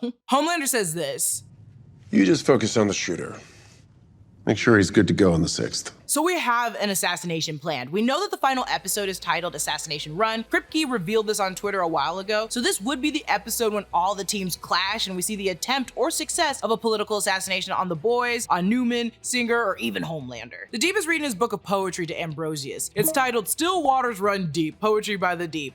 How deep? How good? On the back cover, people say it's surprisingly sensitive, something about being America's wettest, published by Cairns and Grant, and you can find it on Vodify, which I assume is a parody of Spotify. Behind the Deep, you can see the portrait of him and Homelander from season 3. That's when the Deep gets a text from Sage, and they're not even flirting anymore. This is just, ugh. It looks like the Deep also still hasn't cleaned that dirty tank. You can still see the little suction prints. The Deep says this: And I got a notes call with Shy on his new draft of Honey Boy 2. It's really starting to sing. So the movie is is happening? The Deep mentioned this back in episode 3. Starlight's Skyping her mom, Donna, while Huey looks at Victoria Newman's evidence, and you can tell he's copying it elsewhere. He has a sticker for Bryman on his laptop, and if you remember, this is where he worked at Bryman Audiovisual when he was dating Robin. Starlight's mom's Bible group kicked her out, and I assume this is due to the mass publicity around her abortion, which is no one's business. Huey is wearing an Iggy and Stooges shirt. They were a late 60s, early 70s punk band formed by Iggy Pop. This is where we learn that Annie trashed her OG Starlight suit after officially resigning from the Seven. However, Huey saved it, and I guess for a rainy day, because why would you want that? Then we cut to Sage, who's doing this shady deal in broad daylight while wearing her Seven costume, which is insane to do. This is the guy that Homelander mentioned earlier to make sure that he's good for the Six, the shooter, so if Sage fucks this up, she'll be in some deep crap. The shady man is credited as Eddie K from American Pie, Harold and Kumar, and those Wild 2000s movie, which I just can't see in him. I still can't see it. I like that Huey refers to him as the Lee Harvey, the man who assassinated also John F. Kennedy. Mother's Milk is wearing a black sheep shirt, and it's kind of ironic after, you know, the last episode with the killer sheep. Either way, Butcher graces us with his presence after discovering Kessler isn't real, just his imagination. Better yet, the little devil on his shoulder while Becca is kind of like the angel. Oh, bring Becca back. He tells the gang how he kidnapped, amputated, and forced Samir to recreate the virus, though as we know he can't make it to take down Homelander without killing all the people that have V in their bodies. I would say all Supes would get contaminated, but not all people with V are Supes. They're just average people doing weird shit. That's when he reveals he pulled Frenchie out of prison to help Samir make it. Mallory pulled the strings to get him out, so the boys' plan is to take out Homelander and Newman, and Sage plans to take out the president. Back at Homelander's penthouse, all decked out for Christmas, Ryan has a lot of Christmas presents, including a regular bike and what looks like a dirt bike, 2 bikes, and a gaming chair. This boy has my dream holiday gifts.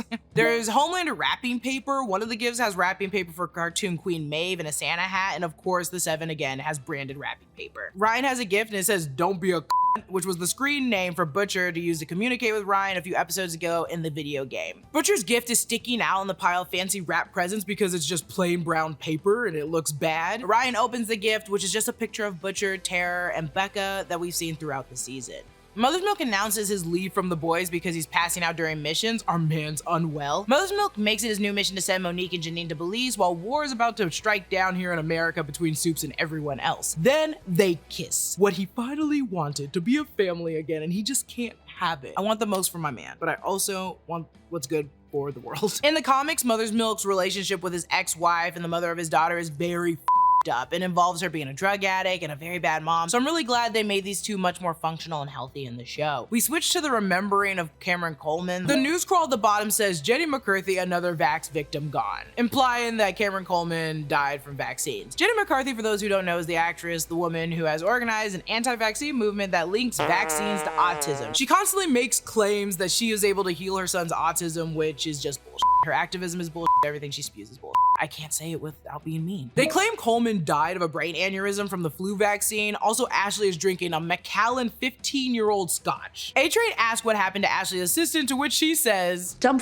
could never get my Sweetgreen order right." Sweetgreens is one of the restaurants of choice for writers' rooms to get lunch from, so I bet the boys was just like munching down on Sweetgreens when they wrote this. Ashley feels horrible about what happened to Cameron, and yeah, she's a dumb, mean idiot half the time, but she literally panicked when Homelander destroyed Blind Spot's ears. She brought him to the Seven, and she kind of got him wrecked and felt horrible about it, so she's still as much of a human as she was when she got into Vought. She also says this: "It's so easy to become a monster around here." And 100% right. It absolutely is. Ashley offers A-Train the chance to flee to Florence, and I like that she's like, "You need a passport." Wait, no you don't. You'll just run everywhere. Because it's true. I don't know if he even has a passport. Butcher, Huey, and Starlight wind up at this random address. During his little almost barf moment, Kessler reminds us Butcher and Maeve hooked up last season. We also learned for the first time Butcher cheated on Becca, and his internal dialogue is really just beating his ass. When we enter the apartment, this place is a freaking mess. There's pizza boxes, having food, it's a pigsty. Then Starlight tells the gang she found a used tampon in the toilet, and tampons never go in the toilet. That's how you get it clogged. Every girl knows that, unless of course this fucking shapeshifter isn't used to being a girl. I don't know, there's a lot of theories you can have about the shapeshifter. We see paperwork from the US Department of Homeland Security and the US Secret Service. It includes information regarding the security detail, agents, and who they are watching. They mention having detail assignments for January 6th, which is Singer's rally, and I also assume this is also a play on what happened happened here on January 6th in the US, you know, the Capitol attack in 2021. This shapeshifter has the build of people, what colors they are wearing, and what their wardrobe is, and even what car they drive. The folder Starlight grabs has Vought lab results with a map of the DC Fairground where Singer is going to be speaking. A closer look at the map shows where the security would be hidden in bushes along with the agents overseeing it. It's literally all the Secret Service information. They have the extraction point, which might be a warning in case it goes belly up where they have to take the soon-to-be president. Butcher then says this. That's where they're giving him the old Dealey Plaza. Which is another reference to the John F. Kennedy assassination. They hear something and stalk down the long hallway to find a woman in a closet hiding. She has scratches and marks on her body, and we later find out this is the shapeshifter. And I wonder if she fought the woman who lived there originally, and when looking at her, she took on her injuries as well, because we don't know what makes this shapeshifter.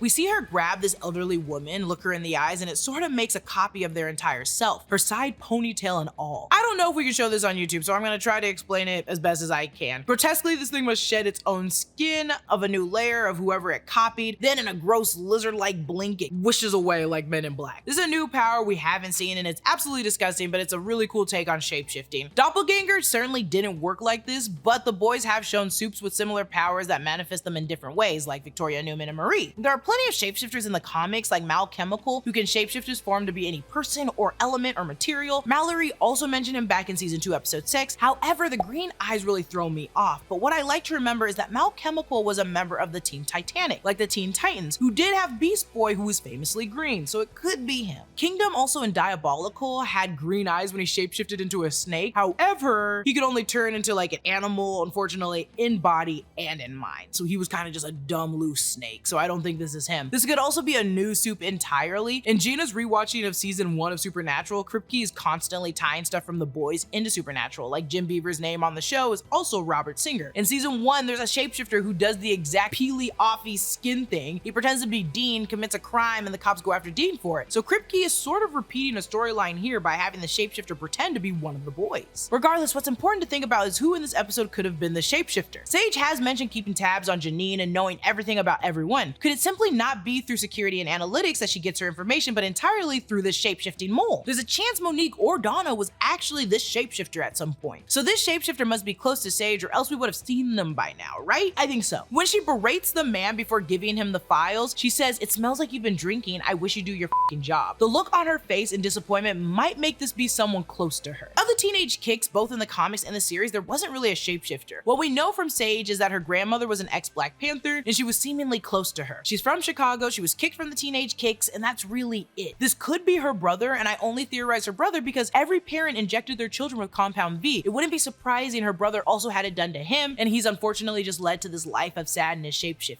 Then Butcher, Starlight, and Huey run out to a sea of people, not a single one in zebra print. Also, none of them looked around the corner. That would have been the first thing I did. And I love this shot though, overall, to add drama to the, it can be anyone. But we do get another taxi ad for Vought, at least we spot that. Mother's Milk boarding passes from Transoceanic Airlines, the same airline that Homelander and Maeve let crash. A-Train tells Mother's Milk about the little boy who saw him bring Mother's Milk to the hospital, and it makes him feel like a better person, which is all because of Mother's Milk. No one else could have done it. Then we're taken to Kimiko and Frenchie, and Kimiko is reading a spring 2007 Vigor magazine with Soulja Boy on the cover. There appears to be a real Canadian fashion magazine called Vigor with the Canadian spelling, you know, with the O-U. The cover do look similar in style, and I wonder if the show is just nodding to that since it's filmed majorly in Canada. Also, it's odd that Soulja Boy is randomly on the 2007 magazine cover since he's been missing from the public since the mid-80s and won't reappear until 2022, but maybe Vought still uses iconography a lot, which also explains the semi-plot hole in Gen V of Kate having a crush on Soulja Boy in her preteen years. I love that they have Samir in a freaking Macy's Christmas shirt, a reminder that it's Christmas time, and Frenchie bought Vought a burger, and the bags are also holiday themed. Frenchie plays Butterfly by Crazy Town, calling it truly revolting garbage from the 1990s, and I know damn well they weren't expecting Shifty Shell Shock to pass away just so recently. Then Frenchie sort of lies when asked if the virus is just for Homelander and not Victoria, and I'm sure Samir knows the truth. Then we're with Firecracker and Homelander ignores Ryan and tells him to go along with the show. Then the doors open to Webweaver, and this is the same prison Maeve was locked up in. This definitely looks like one of the rooms that the 4 kids from Gen B were locked up in at the end of their season 2, which further reinforces the idea that our 4 Godolkin kids are currently being held within Vought Tower. Inside, Webweaver is shitting out all of his web because he's nervous and or going through withdrawals. He also somehow got his suit back from Huey if he didn't already have 2, and I really assume he didn't have 2 because that one suit was funky. It looks like this one smells too. I can't show you what I see, but Homelander straight up tears this man apart from shoulder down, mixing his milky butt juice with blood. In Gen V, Sam ripped a person puppet the same way. It's a repulsive sight and I hate the imagery. This web fluid mixing with blood and seeing it towards Homelander is definitely a nod to the reoccurring thing in the comics. When Huey first comes to America and teams up with the boys, he's staying in a really shitty part of town and Butcher tells him something along the lines of, yeah, you'll understand why this place is a dump the first night you see semen and blood come seeping under your door. And after that, it just kept happening every time Huey was home. Butcher was hiring someone to do it, which is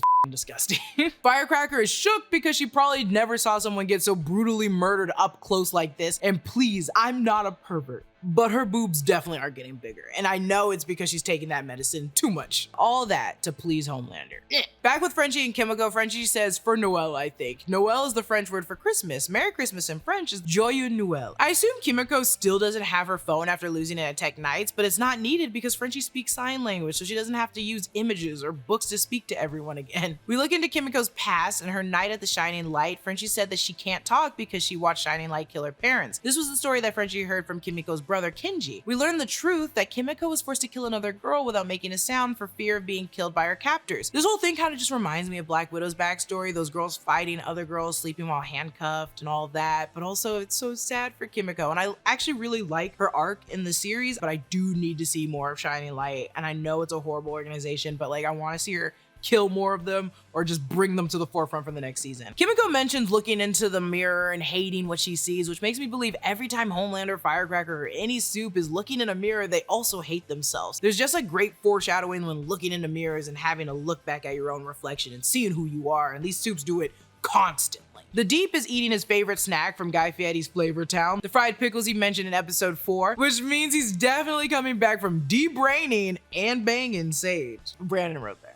Ambrosius asked Deep, aka Bay, to get her some sugarfish, a popular sushi spot with multiple locations in New York City and LA, and it's actually kind of pricey. Ambrosius quotes Lisa Vanderpump from Vanderpump Rules Reunion on Bravo in 2022 when she says this: "Sometimes the way you get them is the way you lose them." We get this great "where have you been, you're cheating on me" trope between the Deep and this octopus, and I love it. Ambrosius also mentions this: "My suckers can smell her on you after your trysts." Octopi can in fact smell and taste with their suckers. I love that she's like, I can smell her on you, and there's a pair of deep sea undies just sitting right above her tank like, yeah girl, I bet you can. The Deep chooses Sage because she says that he's a superior being, and to make it more painful on the octopus, she has 4 limbs. And as a reminder, Deep had no issues banging that dolphin back in the day, and they have absolutely no limbs. Then the Deep flips out and breaks her tank, releasing all that water, and we hear her gasping, and the other fish are just watching on, but he ignores it behind closed doors. The Deep had mentioned to New Black Noir in the last episode that he enjoys his recent violent turn. They're not laughing anymore. They show respect. Violence is power. The Deep probably loves and respects Ambrosius more than most people, so his violence probably makes him feel very powerful. However, he is overwhelmed by the emotions that result from this act, and respectfully, Tilda Swinton does go on for a minute, her last word being, "I love you." And then we cut to Deep shutting out the world around him, much like Homelander did this season. We see the broken piece of the table where Homelander smashed the bug that's now gone. His reflection of himself in the mural of the 7 above is still the metaphor for how he and everyone in the 7 are hitting a breaking point and finally cracking under endless pressure. Back with Victoria Newman, she's packing up her home, ready to move on, and Huey visits, bringing all these New York snacks that she loves before she leaves for DC. She's eating Madritos. These are like plantain chips. Huey compares it to Mitt Romney, and I can't believe I'm saying this, but Mitt Romney is now considered one of the more moderate Republicans, one of the old guard who was possible to work together with. He stood against Trump and the Tea Party and the new insane right-wing nut jobs like Marjorie Taylor Greene. He's still not great in my opinion, but he's considered a dying breed of Republicans who have no loyalty to the cult that is Trump. Come on, boys, take them down. This is when Victoria Newman learns about the internment camps from Tech Night's party, though I don't know if I believe she didn't know about this already. She has a really good poker face right now. Samir calls her Vicky and Huey calls her Vic, and that's how you know she's a true friend to him. Then she says sorry for Huey's dad dying, and how the does she know about that? Is she the shapeshifter? Then back with Starlight at the boys' HQ, the Deep appears and so does Black Noir. The Deep seems to take back the apology he gave to Starlight both publicly and privately to feel okay killing her, I guess. The Deep mentions how she tried canceling him, which was for the assault he did to Starlight in season 1. He follows it by saying, because I guess that's just cool to do to white guys nowadays. Which of course he'd say that. He follows that by saying, Me Too's over, it didn't work, then gives a good classic wah wah wah. They all start tussling, Butcher versus Black Noir, Starlight versus the Deep. The Deep and Annie being Supes are really just destroying this place, being flung all over through the fridge and the doors and the walls. It's destroying it like they did last season at Vought. Butcher is truly holding it down using a gun and being half dead, which honestly, respect. The impact of the shotgun blast into Black Noir can push him back, but he's able to bounce them off his cuffs like Wonder Woman? Insane. Then Black Noir passes out, and as a reminder, this one is narcoleptic. Quickly though, Butcher takes notice before he comes to. Butcher starts talking to himself to do that thing he did to Ezekiel, but it isn't really working. He even requests Kessler to do something. And this all furthers my theory. It only works when he's actually in danger, like his body feels itself dying down. He's just getting beat up here, so he's not really going to die. Luckily, my hero, A-Train, shows up to save the day, knocking the Deep on his ass. This is when Noir and the Deep find out that A-Train is indeed the League. Then Black Noir flies, and as he mentioned in the previous episode when he threatened to go join Cirque de Vought. He also has a great line before getting a body full of lead from Mother's Milk. Eat a flying motherfucker. And then he falls out the window. When Annie and the Deep are fighting, I also think Annie is digging into the Deep's gills here with this move, and as we saw back in season 1, his gills are super sensitive. I think we actually get a gross scene of Ambrose just tickling them. Then Annie starts beating the hell out of the Deep. When he's finally dazed, you see a magazine that has a soldier salute and it says hero, because Annie is my hero. When the Deep is knocked out with that weight on his head, we see papers for Vought's American Hero. We've talked about that before this season. It's the reality show that was finding a new soup for the 7. Once they know A-Train is the League, he makes his escape and Ashley reminds him to take out his chip. We saw in previous seasons that the 7 all have chips implanted in them so he can be tracked. We see a picture of a young, rebellious Ashley and Florence, complete with cornrows, unshaved armpits, and Che Guevara shirt. The only way I imagine Ashley treating every vacation like Jersey Shore, getting cornrows and Florence. God, that's a horrible image. So they're all at a bar now drinking, Annie, Mother's Milk, and Butcher. Mother's Milk leaves and Annie asks him about Kessler and Ezekiel, to which he says, don't worry about it. Mother's Milk calls Monique and tells her he ain't coming home for Christmas, but one day they'll see each other soon. My man does not get a win. His entire family died to this cause, and now my man doesn't get to be with his family. Back with Psychopath McGee over here, he's almost shedding a tear over A-Train betraying him. This is probably his sincere personality coming out. It looks like he's cut out his tracking chip and his family is also gone. Then Sage reveals she knew all along A-Train was the League, but didn't tell Homelander. Then Homelander, irritated, tells Sage she's fired, and when she retorts, you promised, he says, you're lucky I didn't send you home in a bucket, which is also how Kessler threatened Samir last episode. Gina believes this is all part of Sage's plan, and I hope to God she's right. Then on her way out, she leaves behind her Queen Maeve notebook that she's been keeping every detail in, and I can't wait to learn what's in that notebook and how she's saving Cindy for last. I'm sure they're not gonna give us Cindy. I wish they would give us Cindy. Maybe Soldier Boy? Maybe that's the icing on the cake here? I don't know, but I feel like there is a secret person that we haven't met yet that's not the shapeshifter that is gonna be revealed. She does tell Homelander before exiting this. There's one person you will never, ever defeat. Physically, Homelander can tear anyone apart or laser them down, but he stopped in his tracks with Barb. The hold and power people like Barb and Stan Edgar had on Homelander was done through mental manipulation, but that didn't save Stillwell at the end of the day. I'd argue it's Victoria Newman, but he's holding on to her secret soup identity, so she's more afraid of him. I genuinely think it's Ryan, who everyone knows and notes as a mini Homelander, and might be the only soup able to take him down. He has this weird affection and dire urge and need to be his father figure. Ryan has him in a chokehold mentally and physically. This could be the person that he could not defeat. Unless, of course, Sage is talking in riddles and means Homelander, like Homelander himself is his own biggest enemy and he can't defeat it. But this isn't The Lion King. I'm not Rafiki. I think it's Ryan, and Ryan is the endgame. The Deep and Noir limp back through Vought like a couple of dumb idiots. Then Sage announces how she was fired, and we learn that she's also been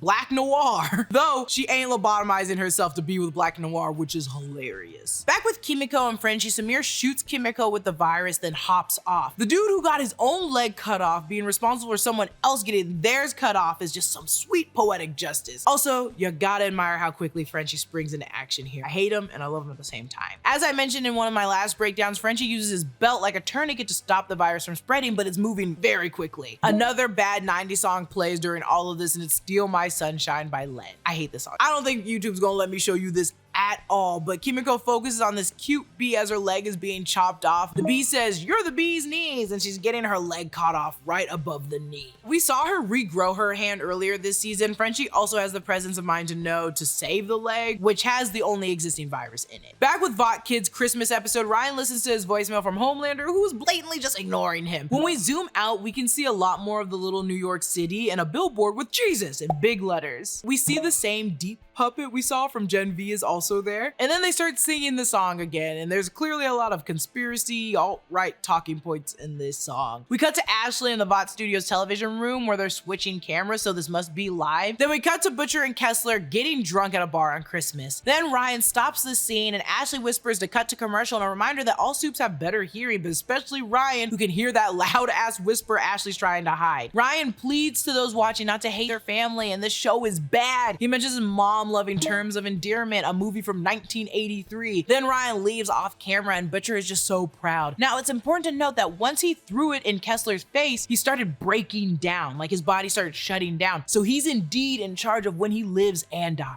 Huey's at home with a bandaged hand. He tells Annie how he went to see Victoria to talk her out of it. Then we see Annie in her Starlight clothes seducing Huey, and that's when it's revealed Annie is the shapeshifter. And is this X-Men 97 all over again? The shapeshifter also just bangs Huey, which is unnecessary. Why would it need to do that? So the shapeshifter has Annie's memories since she specifically mentioned their earlier conversation before they switched, plus the fact that she knows the code to the safe. Doppelganger could only look like people, but he said it was like flexing a muscle and he couldn't do it for very long. He also never had the people's memories. Dupe Annie takes Huey's computer and what I think is the drive that has Newman's information all on it, and we close the episode with the real Annie chained in a basement, loose skin all over the place. She's also looking at a shirt that says "Snow's out, hose out." Hell yeah, girl. And the skin of a naked woman with gray hair, the woman who asked for a goddamn photo. So it's right after this moment that Annie's taken away. Not a single person saw her drugged and taken away. No one heard it. Also, why did she have to bang Huey? The sex part really gets me because there is no need for it. It's the boy, so I get it. But I'm also like, you seduced him. Was this part of the plan? And that's it for my breakdown of episode 7, season 4 of The Boys. This is a breakdown of The Boys season 4 finale. We open with VNN today. This is Haley Miller. She hosts the show One-on-One with Haley Miller, which we saw in Gen V. She also did the interview following the split between the Deep and Cassandra. As you can see, the news covers the events of January 6th, which is the day Robert Singer and Victoria Newman attempted to win over the White House. She also speaks on training A-Train being canceled, probably because A-Train is now gone with the win.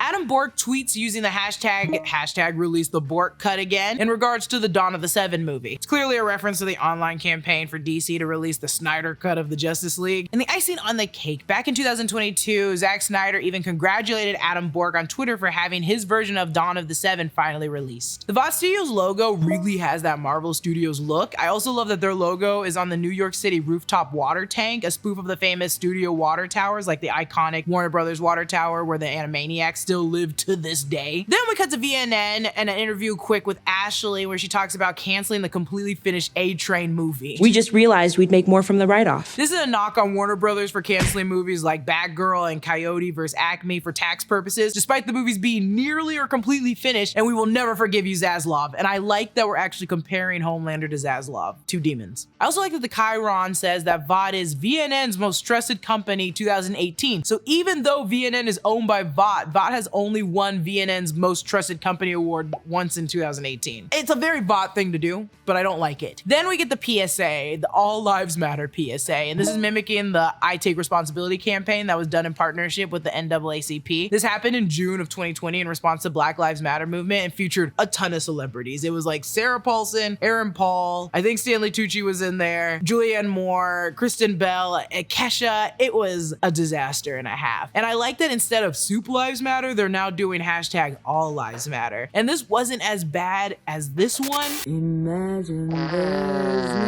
heaven. But the boys made fun of this one as well, and they did a better job. You can follow the political events via VNN News, which might be biased, or through the C-SPAN network's Road to the White House, which actually covers this stuff. The Electoral College votes are indeed tallied on January 6th. The January 6th, 2021 session got weird, as I mentioned in my last breakdown, not just because people stormed the Capitol, but Mitch McConnell was the Republican Senate Majority Leader on January 6, 2021, and he did say we will have an orderly transfer of power. So that's who Calhoun is spoofing right here. And as we know, things in fact were not orderly. orderly. Now that they're out of the HQ because of the Deep and Black Nora's last episode, they're now forced to work out of the abandoned Vought Fresh Farms warehouse. They're working on the virus, and Frenchie's been putting in overtime. Mosmic is still wearing his hip-hop shirt, it's Dead Presidents, and I saw them in concert when I was 13, which was very dangerous, and I should have never done, but my mom allowed me. Kimiko cleans up her stuffed bee Christmas gift from Frenchie that got a little blood on it last episode, because as we know, she's still in love with Frenchie. Mosmic then texts Huey asking if he's in the FBSA database yet. That's the Federal Bureau of Superhuman Affairs, in hopes that they can ID the shapeshifter, which feels pointless because the shapeshifter could literally be anyone. Annie steps out in this gross blue dress. I really think it's ugly. I do not like it. We think this could be one of her pageant dresses. Somehow, maybe she could still fit it. During the premiere of Dawn of the Seven, she's wearing her Starlight outfit, so I don't think we've ever seen this dress or seen her even like wear a dress like this. Huey asks if now is really the time with the whole country barreling towards 1984. And as some of you may know, 1984 is George Orwell's dystopian novel. This scene is shot using a shaky cam or handheld camera, so it's kind of disorienting, indicating how out of whack everything is. And maybe this is the start of Huey figuring out something is wonky and something's going on with Annie. When the shifter is watching the news, the music fades out from bliss to oh no, then it comes back to bliss when Huey returns. Here it is here. Hi.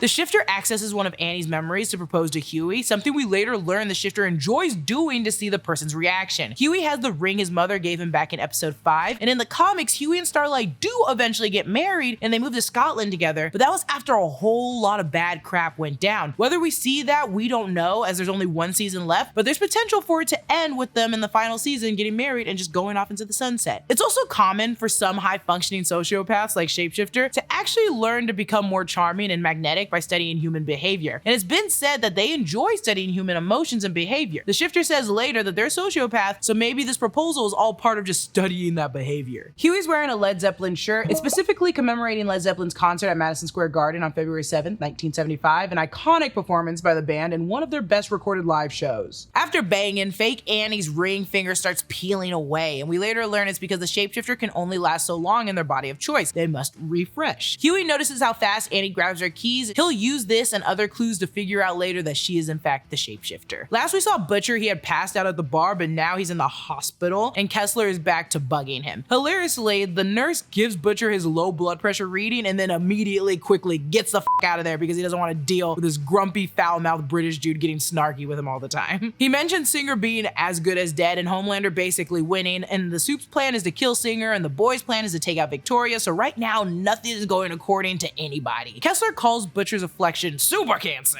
He says it this way, it's not the way I'm saying it. And he's basically the manifestation of it. Of the episodes of the animated show, The Boys Diabolical, there are 3 episodes that the creator, Kripke, has confirmed is canon. One of those episodes titled John and Sun He, about a man giving his sick wife who is dying from pancreatic cancer a dose of Compound V to try and save her. The Compound V winds up turning the cancer into a sentient tentacle monster, and doesn't that sound a little familiar? Methinks Kripke knew what he was going to do with Butcher when he approved this episode. Grace Mallory is back. Unfortunately, it's not for long. As we look into the hallway and Grace opens the door, we can already see this isn't a normal hospital. Look at those exposed cinder block walls, but also they're willing to let Butcher smoke here, so it absolutely isn't a normal hospital. Mallory is still mad at Butcher for letting Homelander take Ryan, and we learn later in the episode that Grace really loved Ryan, which I don't think was properly shown at all throughout the series, which made her death less impactful and felt a little weird to me, just personally. This is how I feel. It felt like seeing Brienne of Tarth cry over Jaime again in Game of Thrones. Like, girl, you're Brienne of Tarth. Like, Mallory, you are Grace Mallory. And Mallory doesn't make huge mistakes, and her thinking she could just lock and seal Ryan in this room with Butcher isn't really a smart idea. Back at Homelander's crib, you can see his pube jar is getting pretty full. With Homelander on the verge of seeing his plan of Supe dominance come to pass, he's disgusted by his own weaknesses, keeping the manifestation of his mortality in a secret jar. I touched on this a little bit, but I want to highlight Gina's theory that Sage's threat that there was one person Homelander could never defeat, she meant him himself. He's his own worst enemy, and he'll never defeat that negative voice inside of his own head. I think Gina's onto something here, because I mentioned it might be Homelander and it might just be a metaphorical thing, but I also think it could be Ryan. This is me and Gina going back at it. Homelander, upset with Ryan's mess, goes to pick it up begrudgingly like a real dad. And I also like this entire season, people are drinking and eating Vought-based products, and here's Ryan with a normal Mountain Dew. It looks like Ryan has a lot of schoolwork, and I haven't seen this child go to school once in this entire series. That's when Homelander finds the Christmas gift of Butcher, Becca, and Tara. The flash of Homelander's red eyes let us know he's truly snapped. And I never noticed this portrait of President Teddy Roosevelt outside of Homelander's Homelander's room before. He's got a couple portraits of George Washington in his room as well. Also, Roosevelt became president after President William McKinley was assassinated. So them showing this is very on brand for the episode where someone's trying to assassinate the president and install the VP into power. Homelander has torn up his penthouse, and I'm honestly getting irritated by his back and forth attitude. He also demands Ryan like a soldier rather than his son. Homelander even burned up part of the American flag, and contrary to popular belief, it is not illegal to burn the American flag. That act is protected under the First Amendment. The more you know. Ryan chooses not to obey Homelander here and won't necessarily obey his other parental figures, Mallory or Butcher, later either. Wherever he does choose to go after this episode, it seems like he might be gearing up to chart his own path. They cut away here, but I guess Ryan just took off as fast as possible and Homelander decided he was too busy to give chase. Then we're with the real Annie and the fake Annie, and we learn via real Annie later it's been like 10 days. Not only is Annie in a Firecracker t-shirt, but I love this angle of Annie having to face herself and we see the shapeshifter in the same scene. I'm sure they had a double here for Annie to look at, then reshot it, so in the mirror it's a different take with a fake Annie's face. She's been eating Vought Fresh Farms Lean Lad diet lunches modeled after Lunchables, clearly. Black Noir is also on the cover and it only has 100 calories. It's an excellent source of fun. Also, you can win a season pass to Vought Land. We also learned though, they cause kidney stones the size of Jawbreakers, so I don't know if they're really that great. We learned that their shifter needs to recharge to maintain their form and maybe also their memories. This is similar to Doppelganger who had to strain to maintain a form, like flexing a muscle. The shapeshifter then reads Annie's thoughts, one about the shapeshifter possibly killing her mom, to which they say, "Oh, why the f would I kill your mother? That requires going to Sedona, and no one should have to go to Sedona." So this shapeshifter has literally been all over the world, just fake pretending to be people and just existing. What's filthy to me here is the shapeshifter is constantly saying it's like a furnace in here, and it's referring to wearing someone else's skin. They said it in the closet in the last episode, and they'll say it again later in the bunker. The shifter corrects Annie when she calls them a psychopath. The shifter is very clear that they are a sociopath. These are both very distinct antisocial personality disorders. Both exhibit a disregard for other people's rights. Still, while a psychopath can be cold and calculating, often feeling no remorse or empathy for the actions, a sociopath is capable of feeling the guilt and empathy of others. Sociopaths are also capable of feeling some emotions. However, these feelings may be shallow or fleeting. Maybe that's why the shifter loves proposing to people. Ultimately, a psychopath is generally more cold and calculating, which tends to lead them to successful lives. A sociopath is more reckless and impulsive, so at least the shifter really knows what their problems. The shapeshifter tells Annie their first time shapeshifting, which they turned into their preschool teacher, Miss Jameson, and I assume the shapeshifter was also in preschool when she took on the form of her teacher, handling all her memories. Some Supes and the boys get their powers around puberty, but some are known to develop signs at a very young age, like Stillwell's son. So this isn't new. The shapeshifter then goes on to summarize the entire theme of this season. You all think you're the heroes of your own story. The writers don't want you to see the boys as bad guys. Just remember they're not all super. They all have a bad past, and as regular civilians, we shouldn't make anyone be superheroes because they can't help everybody all the time. And also, they have a lot of work on themselves to work out for their own selves, so maybe heroes don't really exist. They were trying to be deep forcing Annie to tell Annie about herself, like Homelander in the mirror or Firecracker in the mirror or the Deep in the mirror. We're forcing Annie to look in the mirror. And everyone's got to face themselves, their past, and their own demons before they can get past their own shit. In Annie's case, she literally can't get her powers back until she deals with herself and her baggage. The shifter reveals that Annie wasn't the first choice to kill President Singer, but the shifter couldn't resist. Again, their impulsive sociopathic nature shone through, probably ignoring Sage's orders, though Sage probably counted on that. This makes me wonder who they originally wanted to be the first choice to kill Singer. Gina mentions it could be one of the Gen V kids as they've been locked up. Since Singer has an anti-Supe stance, it would make the most sense to have him killed by a Supe. It also makes sense to frame someone that's already hated by the community, a mutually hated enemy. Maybe Vought PR overseen by Sage makes up a little lie that the kids got out and on their first plan out was to kill Singer. Butcher, as he lies dying, tells Huey a story about him and his brother Lenny dreaming about going to a topless steakhouse in Nevada. Now, there are a ton of places you can have a steak and see boobs in Nevada, and it's called a strip club. So I don't know which one he's specifically talking about. Regardless, later, Huey will try to use Lenny to connect with Butcher again, but by this point, Butcher is long gone and Kessler is in control. Butcher says to Huey, "Tell the boys I'm sorry, would you?" But later, when face to face with the boys again, all Butcher could say is, "You're all f***ing welcome." Firecracker sounds rough here, and it will later be confirmed that her lactation meds are affecting her health. Firecracker says, "Bless both your hearts for being here," and according to my southern friends, or at least Gina's southern friends, bless your heart sometimes is a passive-aggressive southern way of saying you. Then they go live. Homelander zones out and comes back when Victoria mentions allies, and he forces Victoria to show her true self. Homelander lasers Newman live on the truth bomb. Vought has got to stop going live on television shows. Do not let Homelander on your show if it's live. He will do something bad. And also, they could have just done this ages ago. Why did Homelander wait for now? And now this episode is honestly really running off, and I love it. Newman clouds her eyes for a second, maybe just a reflex, or maybe she tried to pop Homelander's head in that moment and found out that she actually couldn't do it. Firecracker says this: "Where we go one,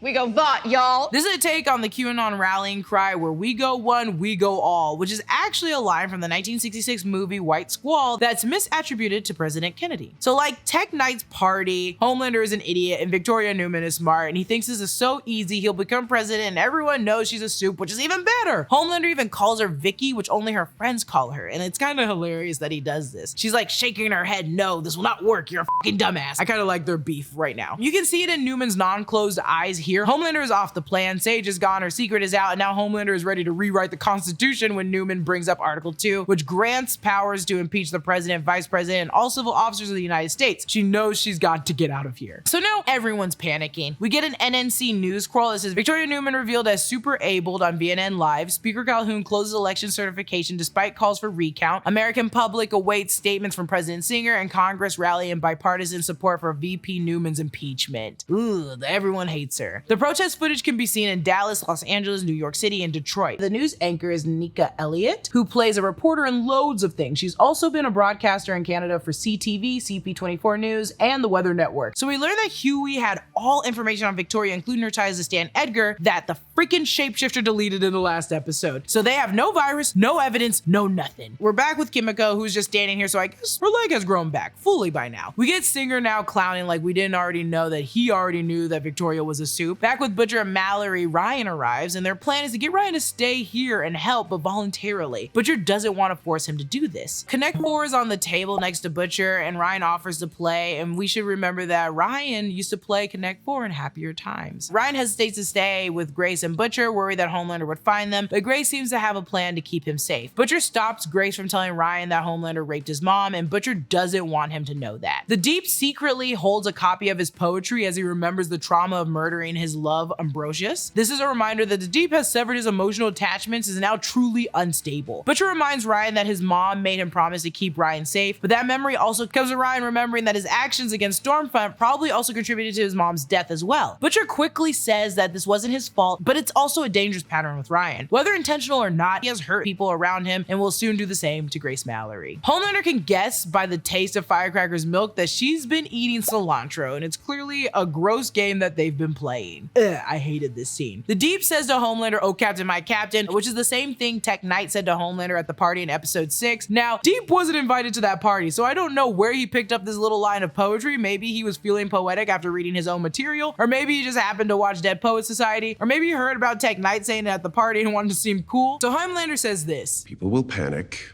there will be rioting, bloodshed, etc., etc. Someone will have to swoop in and restore order. What's crazy about this is, like a dumb parrot, he's relaying what Sage said to him about Caesar way back at the beginning of the season. He's trying to sound smart, but just regurgitating her own words. He also does it in like a very lazy way in his own words, and then sips breast milk. He knows he's not smart as her, but his ego will not allow her to be back on the 7. Firecracker mentions calling on all Vought Supes to surround the White House, which is very on the nose with 2021's January 6th stuff that happened in real life. Also, I love that Homelander is immediately disgusted when Firecracker brings up the meds and the side effects. He loves that breast milk, but what he also loves is it comes from a mother. Also, not a single person in this room is weirded out about him drinking breast milk stored in little baby bottles. Like, imagine the process. She lactates into these bottles like a regular lactating person, but then pours it like wine into a chilled glass, and Homelander drinks it like coffee in a Monday morning meeting. Like, no one cares anymore that he does this weird shit. So the meds are giving Firecracker heart palpitations and high fevers, literally just killing her. She's like Kristen Wiig in Bridesmaids after getting that food poisoning. I feel fine. I love that the Deep sheepishly pitches that they should kill Ashley first since she has the most dirt on them. He hopes it's a good idea and is glad that Homelander says it is. Her name is spelled Ashley with 2 E's instead of the proper way, the A-S-H-L-E-Y, because of course he does. He can't spell. He doesn't even know her last name. It's also apparent Homelander is a lunatic, but the fact he doesn't bat an eye at the pitch and just agrees to it is insane to me. Ashley has been afraid working close underneath him for so long, doing everything he asks, and a simple, yeah, sure, why not, when on the chopping block. It feels so weird, but it's also, yeah, he's a crazy person. Ashley delivered a list of names of folks working for Vought that have dirt on the Seven. More importantly, a Homelander. And the list goes as follows. We have Doug Friedman, Vought Legal. We saw this guy back in season 1 and 2. Evan Lambert, he's the writer who appeared a few times on The Boys, usually pitching alongside Seth Reed. The D will catch up with him later in this episode, and I guess Seth gets to live on. Good for Seth, not good for Evan. Then we see a bunch of Vought executive names. These characters all appear once in season 2, episode 3. Veronica Barassi, Leanne Franklin, Daniel Prestia, Randall Skilton, and Bill Marsh, who we saw in season 3, episode 5 as well. Pat Willis is another board member from season 3, episode 5, along with Maureen. Rudy Village is also a board member, however, I can't find his credit in season 3, episode 5. And then the rest of the names don't seem to be people we already know. All these people will die by the hands of Black Noir in the Deep, which next season will be wild. They're successfully destroying Vought though from the inside out, which is good for the boys. Homelander hears Ashley shuffle in her heels to escape, and the amount of times I had to watch this actress do anything in her heels. Like, Colby is a real dedicated actress, and this season she has worked phenomenal numbers. Honestly, give her an Emmy. And I just love Ashley running for her life past the A-Train statue and passing the Black Adept poster with the one remaining Black member of the Seven. Realistically, not even the true Black Noir, so the Seven has gone back to their 0 Black original members now. Ashley runs into Homelander's penthouse and she knows shit's about to hit the fan because his room is now destroyed. It might stay this way into the next season and honestly depicts how Vought's crumbling. Like Homelander said, they're no longer celebrities, they're wraths of God. Homelander thinks he and Tech Knight are so different when both of them keep their deepest secrets behind a fake bookshelf. Rich bitch activity can't hide your shame. Ashley takes the V and her head swells up, and it does work fast, but the same happened to Zoe Newman when Victoria injected her with Compound V as well. It's gross, but when you listen to her body alter, it sounds like her bones are expanding, and with her skull swelling, it's likely Ashley's powers altered her physically permanently. And I want to believe she'd be like Superbrain from Diabolical. When Ashley first arrives at Homelander's room, the TV is still working. The shattered screen just causes distortion. I want to note this because while Ashley's screaming, it's not just distorted from the crack, it's giving checkered glitches that peak with her screaming. So her powers probably coincide with electricity or like telekinesis. Also, this is a reminder that Ashley wears wigs because she's plucked out all of her hair due to the stress from working at Vought. It's the last time that we see Ashley in this episode, but can't wait to see where she is next season. Maybe she'll be the big brain villain like the leader, or maybe she'll grow super powered hair like the Inhuman Medusa to replace her hair that she pulled out. I don't know, but I'm genuinely very excited to see her powers. And then she'll also be another member of the Boys. She'll probably work alongside Starlight, and boy, that reunion will be weird. We're then taken to the New Jersey Department of Public Works, which manages city construction and operations, including buildings, roads, and other infrastructure. They appear to be hiding the president here 4 stories underground. Inside the bunker, it's pretty nice. It's well lit and there are flowers and hand sanitizer. There's also mini golf. I like that the golf balls have the president's seal on them. Then Singer delivers the line we'll hear later on in the news later in the episode. If you'd killed Newman like I ordered, we wouldn't be stuck 4 stories underground playing pocket pool.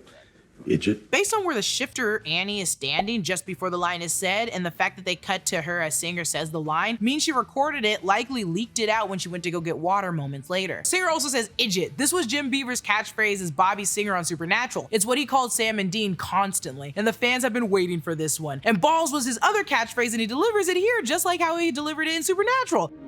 Balls. These are both callbacks only for Supernatural fans, and I love that Kripke is paying fan service to the loyal fans who have watched both of the series. This is all written by Gina, and she's great at catching these because she does love Supernatural. I love Supernatural too, but not as much as Gina. Huey hears the same phrase repeated. It's like a furnace in here. It's like a furnace in there. And then he puts 2 and 2 together as we get the Jaw-style dolly zoom. He has the worst poker face, and as a sociopathic shifter who is used to reading and replicating human emotions, the shifter has to take note of Huey's immediate change. And Mother Milk also has a terrible poker face. They're both just bad at it. Back with the real Annie, she's working out of her handcuffs. Annie gives herself degloving injury. Do not Google that. It's like the injury in Stephen King's book turned Netflix movie Gerald's Game when the main character had to get herself out of handcuffs. Back with the bunker, Mother's Milk and Huey are trying to keep fake Starlight under control. She says peg the patriarchy, which is a very 2021 thing to say following Cara Delevingne's controversial outfit from the Met Gala. Though the phrase did originally come from a Black queer sex educator, Luna Matatas, she ended up trademarking the slogan in Canada. It's also very ironic considering the fake Annie did some extended anal play with Huey that he was maybe a little uncomfortable with in the moment, but really feels a way about it now. We get camera work of Huey and Mother's Milk squeezing their fake water bottles, clearly uneasy and nervous, and fake Annie now knows that they know. Fake Annie starts mowing down the Secret Service people, nothing nice about it, all painful deaths that I'm sure I cannot show you. Luckily, they escape into a tunnel which leads to another hidden bunker. And I can't show it on YouTube, but fake Annie bites the neck of one of the Secret Service men, and it's disgustingly animalistic. Like Dog Knot, who has slight tendencies in dog behavior, I assume this shapeshifter is the equivalent of a chameleon spliced with like Doc Connor's lizard from Spider-Man. They have good fighting technique, which is pretty fluid and easy. It's choreographed more than it is unexpected. However, that neck bite and later the arm bite that she gives is filthy, so I think they're more spliced with animal than we know. Also, more Secret Service members are dying this episode, and this season they killed off so many Secret Service people. Honestly, we should do like a murder count. They're basically treated like the stormtroopers. They just don't care about them. Then Kimiko takes her on, and I don't want to be this person, but Kimiko has died too many times this season for them not to give her an ounce of help. She's constantly getting wrecked, and she's now become the new Huey. Then luckily the real Annie arrives, and it looks like she must fight herself. The dance of Annies. She found them via Find Your Phone, the iPhone tracker, and I feel like this bunker isn't actually a really good bunker if it's that easy to track someone. Also, fake Annie was able to send out the footage of the President's Singer, so like this isn't a real good bunker at all. Annie has to tell Huey to escape, really conveying it with her eyes, something Huey will have to do with Annie at the end of the episode to make sure she isn't captured. The superhero music is peaking during this fight, and it's excellent. It feels like Daredevil fights in the hallways, which are very, very cold. Once Annie starts winning, she goes from the cold lighting, pulling the shifter into the yellow lighting. Kimiko and her are perfectly under the fluorescent lights, illuminated like champions. Annie stares at her lifeless self on the ground, and she's just killed a person, but she's also killed Starlight. Now we finally have our Annie January. Back with Homelander at his penthouse, Newman discovers Singer is still alive after killing the shifter. She wants to pull out, but Homelander won't let her. He tells her that she'll have to go with every word he says, as if his hand was jammed up her butt and puppeting her, which has got to be a callback to all the puppets we saw last episode. Back with Frenchie, and they have the real Annie again. Hooray! Frenchie has finally finished the virus, and I like all their tired faces compared to how we saw them earlier in the season, where they were worried then. Now they're just like freaking tired, but Kimiko is excited. Mother's Milk bandages up Annie, and now Annie is in the Bronx t-shirt. Then Huey and Starlight have the talk, which Annie, like, come on, he didn't know at first, but then again, I would also be mad because I was starved, pottying on myself, hoping Huey could know it was me and it wasn't. Also, Huey was assaulted at least twice this season. I mean, like, we gotta cut him a little bit of slack. But this moment is sweet, saying she did things too well while Annie messes up so often, and that's how he knew it wasn't her, but just had to be for certain. Vicky then calls Huey and tells him she wants out. In this immediate telephone fight, Vicky mentions Samir knowing he was kidnapped, and they cut his leg to create the virus. Where is he now? Maybe with Stan Edgar, but I think Stan Edgar went back to prison. We don't know where Samir is. And I'm sure Victoria sent him away and is trying to meet up with Zoe and him again soon someday, which will never happen now. She also reminds Huey of War Games from the first episode of the season, the 1983 film starring young Matthew Broderick that taught an entire generation about mutually assured destruction. She looks at a box of Zoe's artwork. These boxes are also pack and go, which we saw in the surveillance truck with Lamplighter on it in season 3. She then quotes the movie War Games. The only way to win is not to play. Victoria then breaks down saying she wanted this to make herself feel safe again, but now she doesn't feel safe anymore. So Huey and Victoria plan on taking Victoria and Zoe somewhere safe. Newman doesn't want Zoe to end up like her, but ironically, that's exactly where she ends up in the end, at the Red River Institute. Then we're back at Vought Tower. The 7 are currently killing everyone inside. We get Firecracker chasing down Doug Friedman, who was at the top of the list after Ashley. We saw this scene in the trailer, and it's crazy to see her so sluggish and tired after running as a Supes. She's getting weaker fast and will sooner or later be a useless member of the 7. Then the Deep runs into Evan Lambert, and the Deep is loving this weird, gross power. He loved putting fear in everyone's eyes to hear what he wants to hear, like Homelander, how he loves his power and attention. He then punches a hole through Evan's face. Then Black Noir kills also Ashley, and it's all a little bit between the two of them. Black Noir even gets a murder boner. Back in episode 6, the Deep told new Black Noir that old Black Noir used to get murder boners, so our new Black Noir has finally become the true Black Noir. So now Black Noir and the Deep will probably be murderous psychopaths next season. Back with the boys, Huey convinces the gang to protect Victoria and Zoe for now because they're tired of being monsters. This coincides with the theme of this season because everyone is basically trying to repent for their past sins, and now they're finally being the heroes they wanted to be and less damaging. Then Kimiko and Frenchie kiss and fall in love, and I guess after Colin he finally realized he did love Kimiko, and the episodes where she just mourned their love were just baloney. This came off weird to me, and maybe it was just me. It was personally just me. It was sudden and it felt like it was going backwards in the show. I think we should have just moved on from them having a romantic relationship, but I guess we're with this now. Brandon does say, to play devil's advocate, he thinks that the show is just trying to show that they always had feelings for each other, but each thought the other deserved someone better because both Frenchie and Kimiko saw themselves as monsters who had committed unforgivable actions. But again, it was kind kind of sloppy and rushed execution, and it felt a little odd. So you can be on both sides, clearly. I personally, that's just how I felt. Back with Butcher, Grace, and Ryan, Mallory deduces she needs to tell Ryan the harsh reality of the world and his dad, Homelander's horrible essence he left in this world. Even now, Butcher wants to spare Ryan from the reality, and it would be so easy to win Ryan over to their side if he knew what the actual monster Homelander was. But this is the only thing Grace has left to try to win him over, but Butcher still resists. Grace reveals the plan for the assassination of Singer, as well as some of the past transgressions, like the crash of Flight 37 with Maeve, but she also tells Ryan how Homelander assaulted his mother and he's the product of that. Now he's angry, and this anger is all over the place. Grace tells Ryan he's gonna have to stop Homelander or he's gonna have to be locked in this room. Mallory says this room is a CIA safe house designed to force people like Ryan to stay here. Who else is in these CIA safe houses? Then Mallory tries to level with Ryan about how important he was to her in her life, which we didn't really see, but Grace did watch over Ryan for some time. So all this anger at Butcher letting Homelander take Ryan isn't completely because he's building a mini version of himself, the mini Homelander. It's because Ryan was a good boy and she really loved him. And Ryan kills Grace Mallory. Then finally, Butcher lets Kessler take the wheel because enough is truly enough. But does that mean the real Butcher is now dead?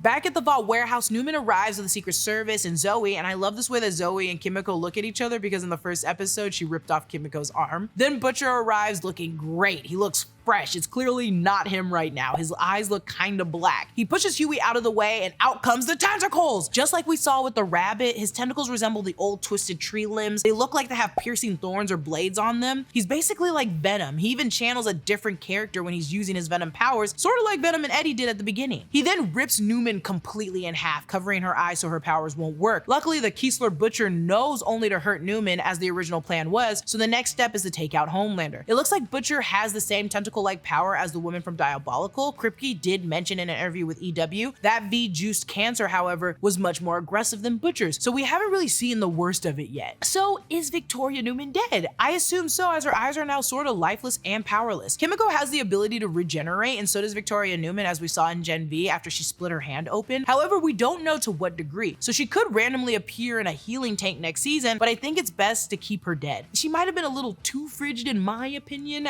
with her and Grace Mallory being murdered, but I think a little bit more for Grace, not for Victoria Newman. Victoria Newman has been around for the entire season. She was meant to die. Back at Homelander's, he's holding Ryan's backpack, saddened that he's gone. The news covers Victoria Newman's passing, and I'm sure the Secret Service told everyone after escaping. Sage is back with her Detroit shirt, the outfit she was wearing when she first arrived, so it turns out that this was all Sage's plan, every little thing. The only thing that irritates me now about the fact is that any mistake can be saved by Sage saying, "It was my plan. I accounted for y'all messing up." Like, it's not fair to us as the audience, I feel like. If Ryan dies, she could just swoop in and be like, "Yep, that was exactly how it was supposed to go." Like, no, it wasn't. He wasn't supposed to die, but you know, you can do whatever you want. Regardless, the news is now covering the assassination of Newman that was given by Singer to the boys, including Starlight. So now the public believes Starlight assassinated Newman, and behind her and backing her team was the Democratic almost president Singer, now drawing a huge divide in the country, the civilians and the Supes. So now Singer is taken into custody, and so will the rest of the boys. Going back to the first episode titled Department of Dirty Tricks, I mentioned it could be a nod to Richard Nixon in the book covering his 68 presidential election titled Dirty Tricks, which covers how news outlets and key figures in the Republican Party secured him a seat in the White House. They did that. They literally did that here. They controlled the narrative, they controlled the politicians, and now the Supes have America. And Sage did all of this to see if she could just do it, which she said in her apartment in the first episode. So maybe we were overthinking maybe her strategy, but she did just say she wanted to see if she could do it, and she did. I'm also pissed that we didn't even get to look inside of her journal. If I don't get to see inside that little rainbow journal, I'm gonna be pissed.